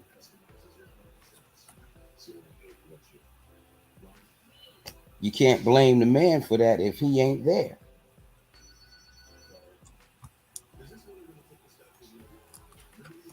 Just Well, saying. I'm not gonna say that. You know, I am. I'm gonna say depending on the circumstance. If you're a sister who has blatantly told a man you don't need him, you can raise a child on your own without him, then nah, you can't blame a man Oh if no, your no. child turn up messed up. You But can't but blame a man at all. but you know what? At the same time, see, the majority, this is a broad brush,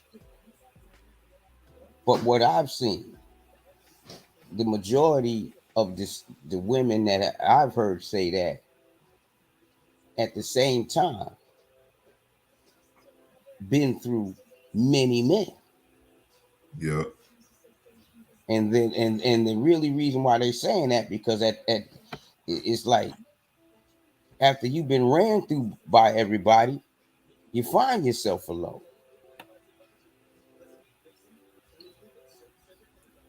You know, That's not to say there ain't no mistakes ain't been made, but at some point in time, we got to realize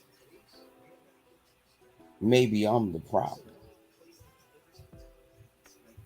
You know, yeah. what or something in me is attracting negativity,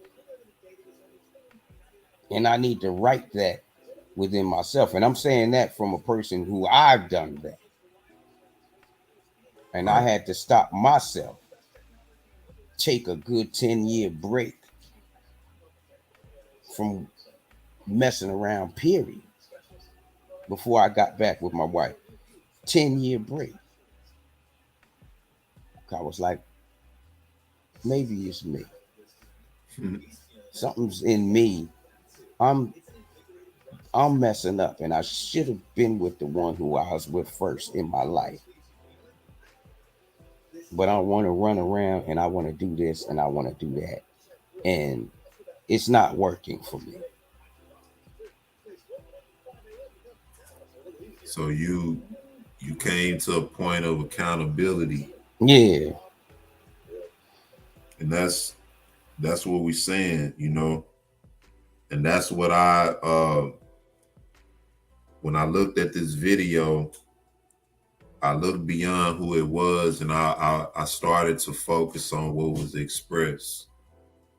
Because like I said, if you're a black, so-called black man, and you truly repented, then you can kind of relate to this. You can kind of relate to growing up, just kind of going through the motions, you know. Not every man, not every young boy can attract a woman, you know what I mean, the way that he wants. But for those who can, you use that, and you kind of deal with that to your advantage. You know, you go through life fornicating and doing your thing, but you come to a certain point in your life, you know what I mean, where you come to grips with the things that you did, like the Apostle Paul said, you know, when I was a child, I spoke as a child, you know, I behaved as a child, but when I became a man, I put away certain things, you know. And if you're a real man and you've dealt with this in your life, this is a point in your life that you come to where you have to decide, you know, am I going to keep living like this? Am I going to keep doing these types of things, or am I going to try to refrain and turn my life around and do something different? You know, and I think the Bible deals with that, you know, talks about if a man turns from his wickedness, that the Most High will forgive him and cleanse him. And so, not to say that that's every man, but any man that does that, in my view, is to be commended and respected. You know, you deserve that, especially from a so-called righteous woman. But that's not what you see oftentimes. Not saying that it doesn't happen, and if that's not you, then it's not you. But oftentimes this is the case. I wanna get a little more. I'm not gonna play too much because we're probably gonna have to do a part 2 to this. But let's get a little bit more. So what we're saying is that face what happened to you, forgive, because when you forgive others, then God will forgive you, and so that you don't repeat that cycle. It's not the black man or the black woman shouldn't leave their race. They start dealing with the issue. Black women deserve to have a good, strong black man. that's what I want to end on right there. We're going to have a part 2 to this. And we're going to continue this uncomfortable discussion, all right, of Black men being weak and docile, Black women being strong and independent, all right. But he closed on a sentiment that I want to leave on. He said that the answer is not for Black men and Black women to go outside of their race. The answer is to deal with these issues. You know, I'm gonna play it back one more time. Forgive. You have So what we're saying is that face what happened to you, forgive, because when you forgive others, then God will forgive you, and so that you don't repeat that cycle. It's not the Black man or the Black woman shouldn't leave their race. They start dealing with the issue. Black women deserve to have a good, strong Black man. So deal with the issues, face the issues, because Black women deserve to have a good, strong Black man, and Black men deserve to have a submissive and loving Black woman at his side. We deserve each other. You know, I thank the Most High for my wife. And we, you know, like anybody else, I'm not going to be detailed, but we deal with issues at times. We still growing and learning. And this is why I say a lot of sisters they have it hard in this regard, because it's not a lot of encouragement for women who really desire to be righteous and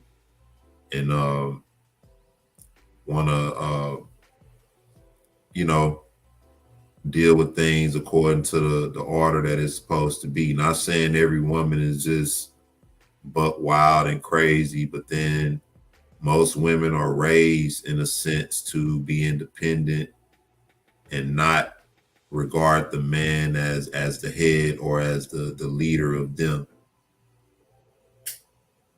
And so I want to close on this note, but like I said, we're gonna continue with a part 2, most high willing, tomorrow evening. We kind of went long today. These kind of discussions can kind of take you over, but much needed. And I appreciate the family, you know, chiming in and giving thoughts and being a part of it. Anything you want to say, Brother Yash, before we go to break and close out? Yeah, I want to say one of the biggest issues is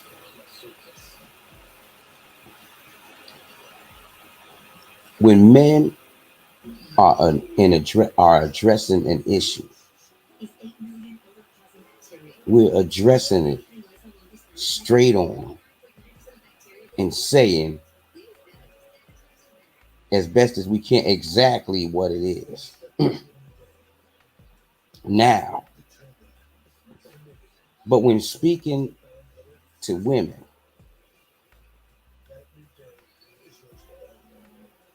my wife is an example that sometimes we get into our little heated discussions, and I'm saying exactly what it is, but you're not hearing what we're saying. You're feeling it. You're experiencing, and it comes out as an attack. When it's not an attack, it's just what it is. We're not attacking. Just like we don't take the attacks of our failures. It's help us. That's what we say. help us. Most High said, I'm going to give you a help me.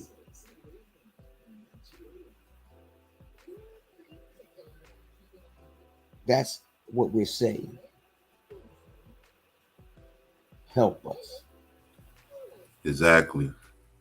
I mean, I appreciate everybody's thoughts in the chat, even the sisters who express the things that they express. But, you know, we appreciate that. You know, we appreciate everybody's input. We appreciate everybody's thoughts on this issue. Trust me, man, there's a lot of undealt with issues in Israel. And if y'all believe anything that I say, trust me that these things, you know, my belief is that when the Most High deals with us face to face, you know, he's going to teach us of his ways. He's going to do a lot of miraculous things on our behalf, even in circumcising our hearts and our minds. And so even from giving us back our language. And so my hope is for all my people, you know, but there are issues in Israel right now that's preventing us from being able to come together and unite and grow and do the things that we need to do, or to do the things that we possibly could do. You know, the Most High only knows what that could be.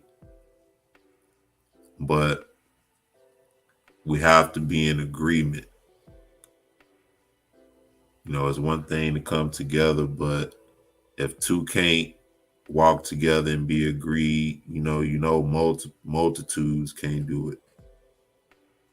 We got to be of the same heart, same mind. We got to believe in the Most High's word. We have to believe in trust in one another, just like the days of Joseph, you know, before they went into captivity in Egypt. Said that our people was all in one accord and brother loved brother, and everybody looked out for one another. You know,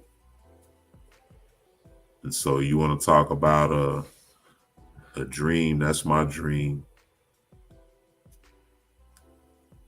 to be in my land with my people, with my family, my wife and children, and we all just living it out. You know what I mean? But I'm gonna take a break. When we come back, we're gonna close out. I want to thank everybody in the chat once again. Before we go to break, I want to remind everybody to go and check out the work that we did this past weekend. Come get this work with the fellowship we had dealing with the supersessionism, all the parts, and then the salvation of the church fathers. The brother posted the video. Go back and check that out as well. Also, trueebry.com. Go over and check out the website. Get yourself something nice. We're going to be doing a few more giveaways coming up in the future. So I want to thank you, brothers and sisters, for tuning in. We'll be right back.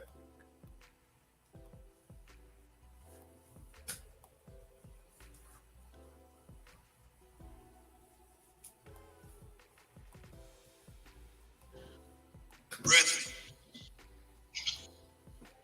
I pray you sing to the Lord a new song.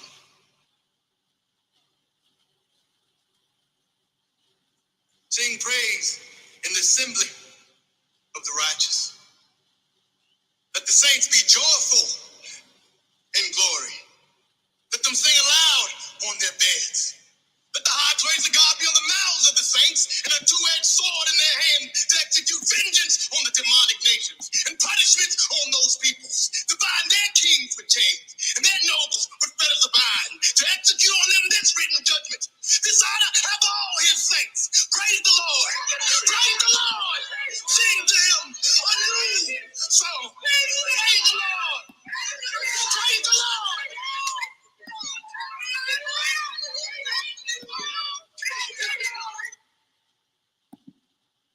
That's one of the more powerful scenes in this movie.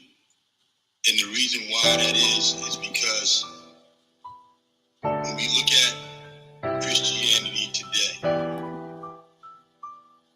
Christianity needs to sing a new song, man. You know, all this stuff they've been teaching our people, they don't wanna move forward. They wanna stay stuck. You said the prayers of the righteous availeth much, so I'm crying out to you with all I got. I need you to send Elijah for all your sons. I know you can turn their hearts all at once. I'm praying for a miracle only the King can do. Nothing's too big for you, my God. Most of your sons gonna die without you, Adonai. Only you can make them believe again. I know they hurt you, they hurt me too, but they just so lost, don't know what to do. I see the stumble, I see the pride before the fall. They don't believe you care. They don't believe you're there. They don't believe you're theirs. They think it's not the same. They don't believe your fame. They don't believe your name. They don't think your love exists. So show them how good it is. Hey, mate, beats. You said the prayers of the righteous availeth much, so I'm crying out to you with all I got. I need you to send Elijah for all your sons. I know you can turn their hearts all at once. I'm praying for a miracle only the King can do. Nothing's too big for you, my God. Most of your sons gonna die without you, Adonai. I see them stumble, I see the pride before the fall. They don't believe you care. They don't believe you're there. They don't believe you're theirs. They think it's not the same. They don't believe your fame. They don't believe your name. They don't believe your word. Losing faith cause they still ain't heard. So let every man be a liar. We're calling on the Messiah.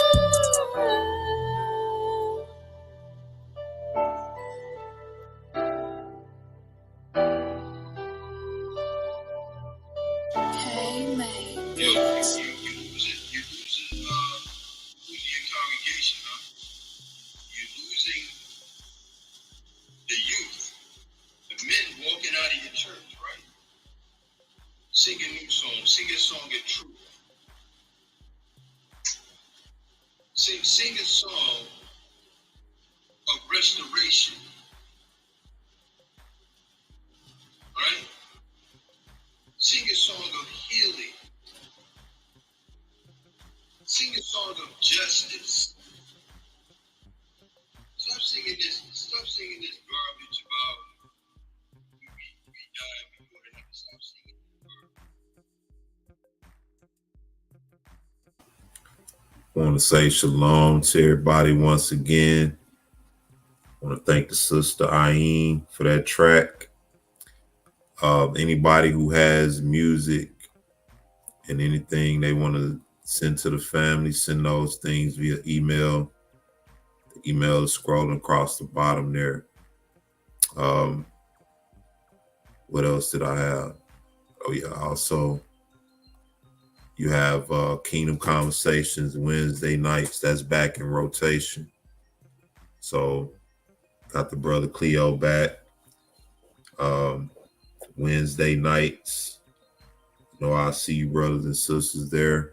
Like I said, at that KC, when I hear that, man, I know it's time to kick back and vibe out on another level. So look forward to seeing everybody there. What else? I mentioned the project, Supersessionism Project.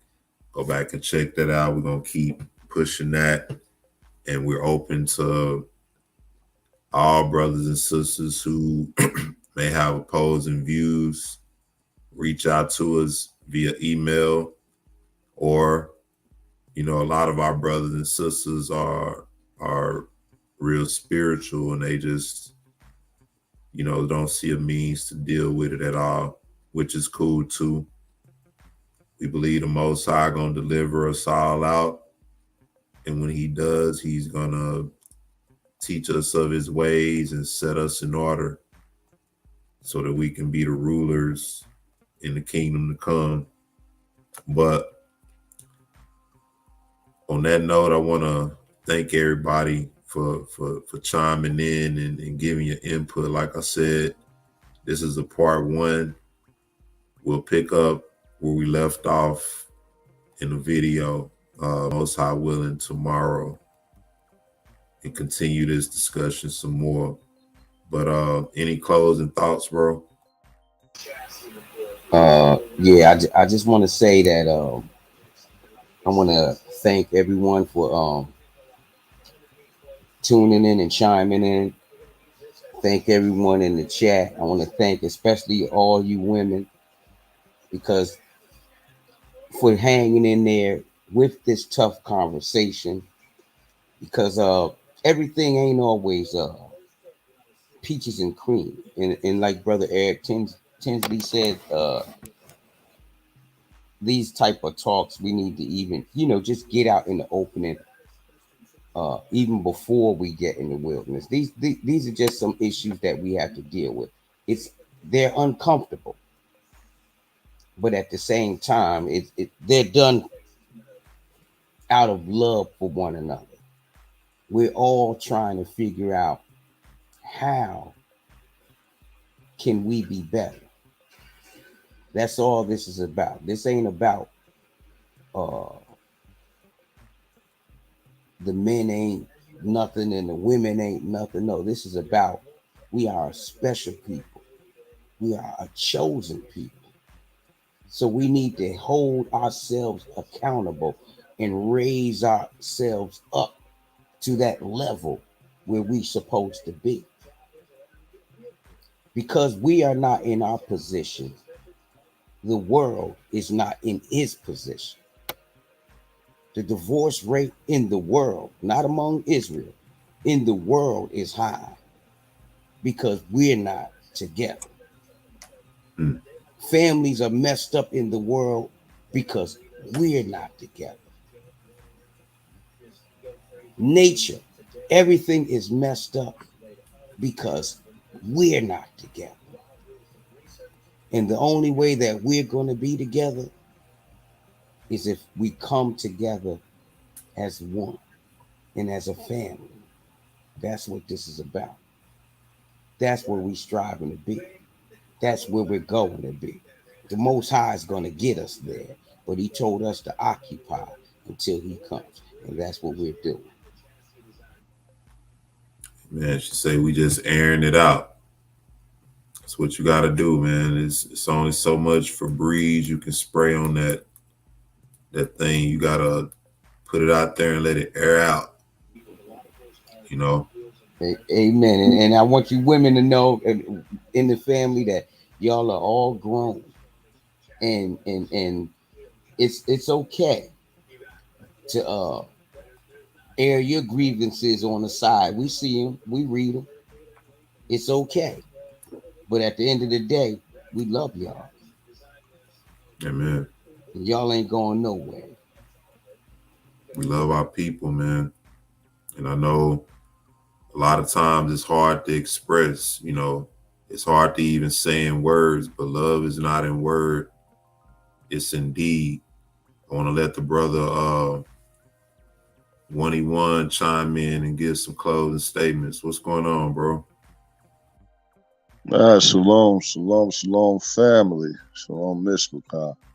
I just tuned in. I saw the title. That's I'm just tuning in. I want to say what's going on with everybody. Bless y'all for all the brothers and sisters. And I saw the title, and that alone is a sensitive topic in the house of Israel. the situation with you know, the black man, black woman, and how I can go all the way back to the Willie Lynch letter, and we can even take it back to the Garden of Eden, you know. But I guess I know I'm at the end of all this. At the end of the day, every party gotta, you know, be real with themselves. Like the word says, you know, come out of her, my people, and learn not of their ways, because we still, like the black man and black woman, we still even realizing that we're Israel now and coming to this truth, we still carrying the Babylonian mentality into this truth, which is basically going to just lead us back into Christianity, you know. And it's, you know, we done got so comfortable with the Babylonian way of thinking, and we perceive them same thoughts in our relationships with the opposite sex. And this is why we keep having the problems that we're having. We have to we got to do it the way the scripture says it. And that's I know it's gonna be hard for a lot of my sisters to hear things like this. And you know, brothers, we just gotta strengthen up and know we gotta strengthen up, because you know, a lot of us have been raised in single homes with a single mother, and we carry that mentality in a house with our woman. You know, this is why a lot of we get to wondering, dang, why sisters dating all these Pookie and Ray Rays, and you know, the nice guys finish last. It's because in many cases she was brought up in a house where there was a single mother and she was ruling. So when a sister is brought up looking at a single mother rule, when a brother is brought up looking at a single woman rule, this is why a lot of our sisters would date a guy who would sit and play Xbox all day, because she was raised in that type of household. And then the brother, he was playing Xbox living with his mother, so he doing the same thing living with his woman. And that mentality, and that comes into the house of Israel, and we gotta learn how to, I'm not trying to just go all the way out, but I'm trying to get as much in as I can. But that mentality, we gotta. That's the true meaning of being reborn. You know, we want to put on Israel. We want to put on the garments. We want to say we God's chosen people, but it's easier said than done. And we got to change and go and do things biblically, because that's our culture. You see what I'm saying? Yeah. You if you available tomorrow, man, we most high willing to be back tomorrow evening around the same time. Pick up where we left off with this. But I know this is a touchy issue, you know, but this is like one of those elephant in the room issues. You know what I mean? Mm-hmm. And I like to highlight the weakness of our men just as much as I like to highlight the errors in the women. Mm-hmm. You know, right. One of the main issues is that we have a lot of opposition. We have a lot of different things that are against us coming into our true strength, our true identity, if that makes sense. And when we start to sense that it's perceived as being toxic, or you know, it's perceived in a bad light. You know what I mean? And sometimes we can be overzealous as men in how we represent it. But that just comes from a lack of knowledge and understanding, and a lack of encouragement. You know, nobody taught us how to be the men we're supposed to be. So a lot of what we do is through trial and error.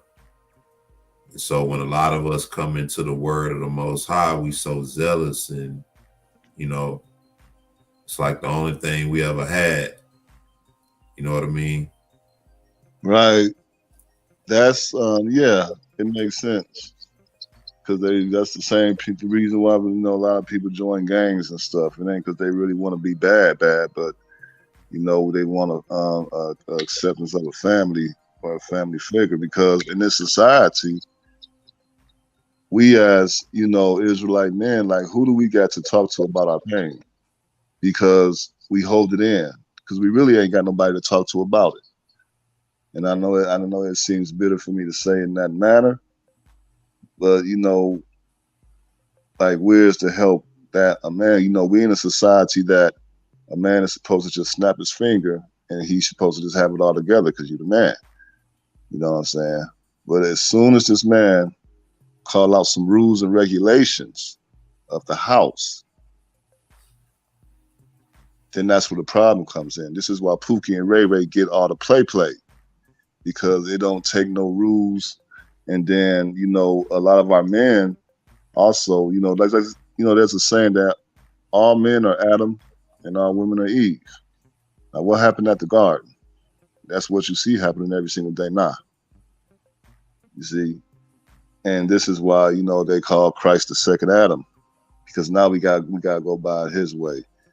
The word says, to all ourselves be true. If we just sit and be real with ourselves, we'll know that, look, we all know we got some straightening up to do. All our brothers, our sisters, if we just sit and be real with ourselves, that's the first things first. And that's hard. And that's a battle in itself right there. But as Israelite men, we're taught through social media, we're taught through everything to pretty much be a simp. And we're gonna have to learn how being a true alpha male is, because in this society, being alpha, it has to be toxic. Being a righteous alpha man will get frowned on, but that we take on the alphahood of a toxic person, a toxic type of masculinity, instead of a righteous one. A man that says, okay, in this house, these are the rules. You see what I'm saying? Because when the police tell us to go this miles per hour, we do it without even thinking. We follow the police rules, we follow their rules without even thinking. So when the Most High y'all got rules, now it's time to debate. And that's off balance in itself. But yeah. I think when it comes to that, when it comes to rules and regulations, somebody put it in the chat, say rules and regulations are for children. And I agree with that. But when it comes to the order of the man and the woman, it's up to the man and the woman to embrace that, particularly in a dynamic, you know what I mean? The man embraces his, I don't want to say role, but his designation, and the woman embraces hers, you know what I mean? So whatever comes with that, whatever rules and regulations come within that, you hold yourself accountable to that. Those aren't my rules and regulations to you. If I fall short of the standard of what a man is, then I'll be held accountable for that. But those aren't your rules and regulations for me. Same thing with a woman, whatever the Most High requires for a woman, those are the rules and regulations for the woman. And you are to hold yourself accountable to those rules and regulations. Mm-hmm. We have to get out of this, that's that idea of the man taking over and being this and being that, whereas the Most High said that the husband shall rule over the wife in the manner that the Most High rules over the church. Right. And so that's when Yahweh, when we talk about what Yahweh Shah did, he said he laid his life on the line for the church. And the reason why he laid his life on the line for the church, because it was for the church that obeyed him. Because he said, why hast thou callest me Lord, Lord, you don't do what I say. Now, when we talk about a man setting rules and regulations, we've been taught in this society all day that means somebody standing over you with a whip, cook my dinner, do this, do all that. But that's just not what it is. Right. If I have a baby boy and a baby girl, and I tell them, look, do not cross that fence, because, of course, you got the street over and you got oncoming traffic. You probably live in a hood and people be driving back and forth real fast, and you got 2 kids here, and your rules and regulations is don't cross this fence. You see what I'm saying? This is not because I'm trying to choke you down, hold you down, and stop you from having fun. I'm making sure you don't run out in that street and get hit by a car. You see what I'm saying? But coming from a Willie Lynch lettered society, when a black man makes rules like that in the house, he's looked at as an oppressor, instead of somebody saying, look, I need this to be done so that everybody can be safe in here and my family will be safe and out of harm's way, like a father is told to do. Because all over, we get told to do it, but the minute we get up, we be looked at as He-Man woman haters. And it's not that we hate our sisters or our sons, our daughters, or ourselves. It's not that we trying to stand over somebody with a whip. It's about, I need, to keep things safe. This is our house. You know what I'm saying? Even at your job. When that boss tell you to do something, you respect it.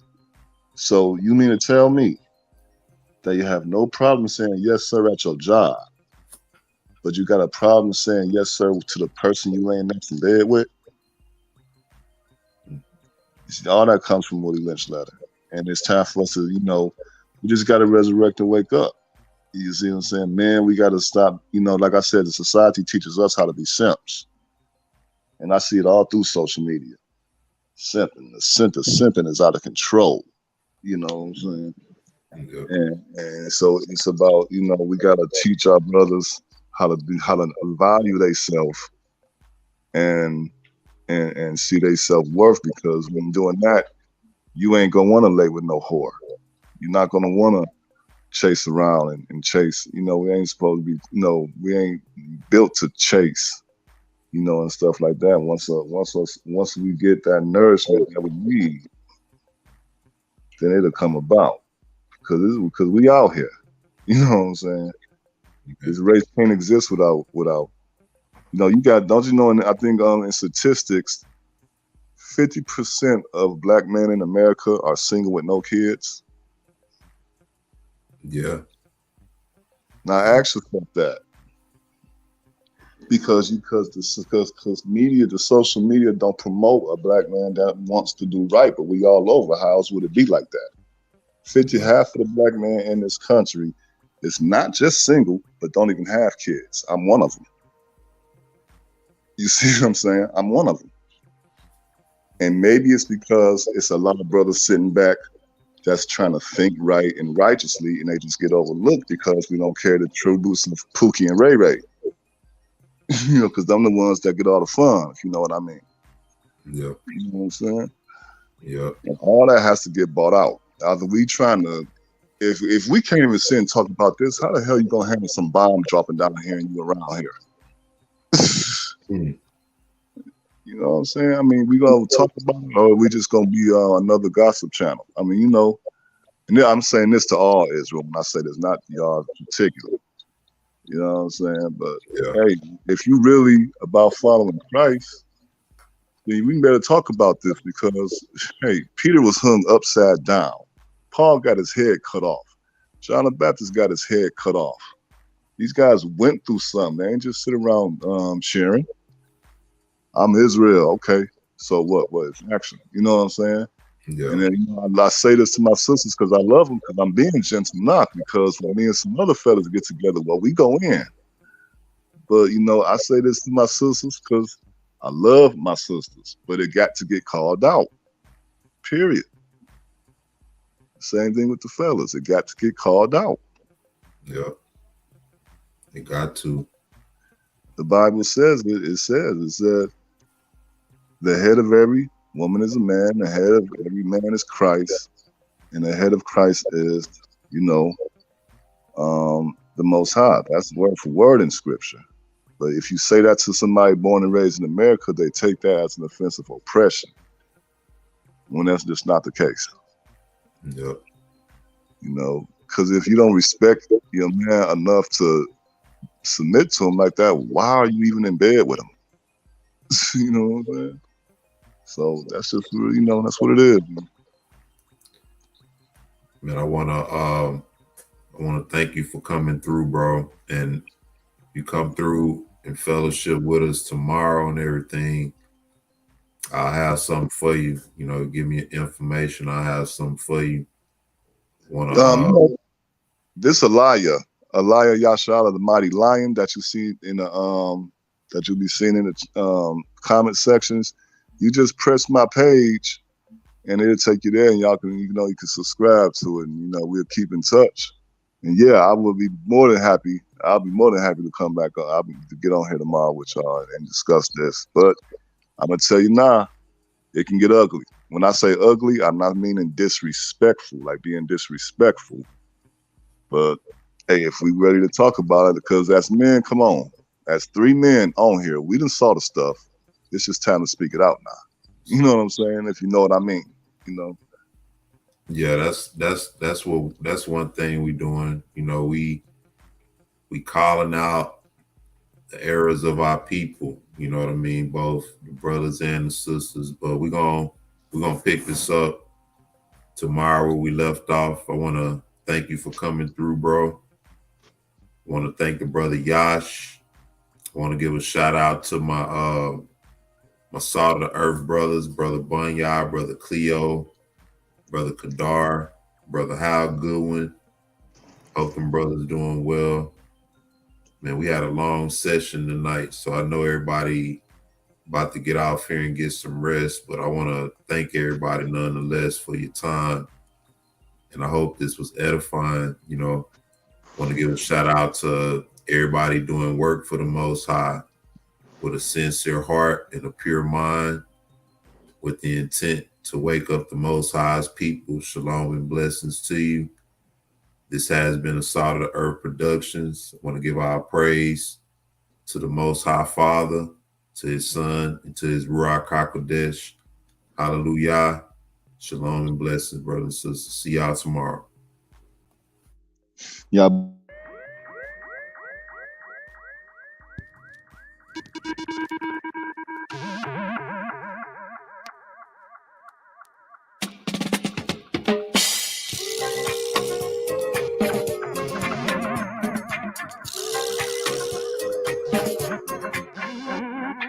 Everywhere I go, the children rising. Everywhere I go, the children rising. I saw them just rise up. The wicked running. I saw them just rise up.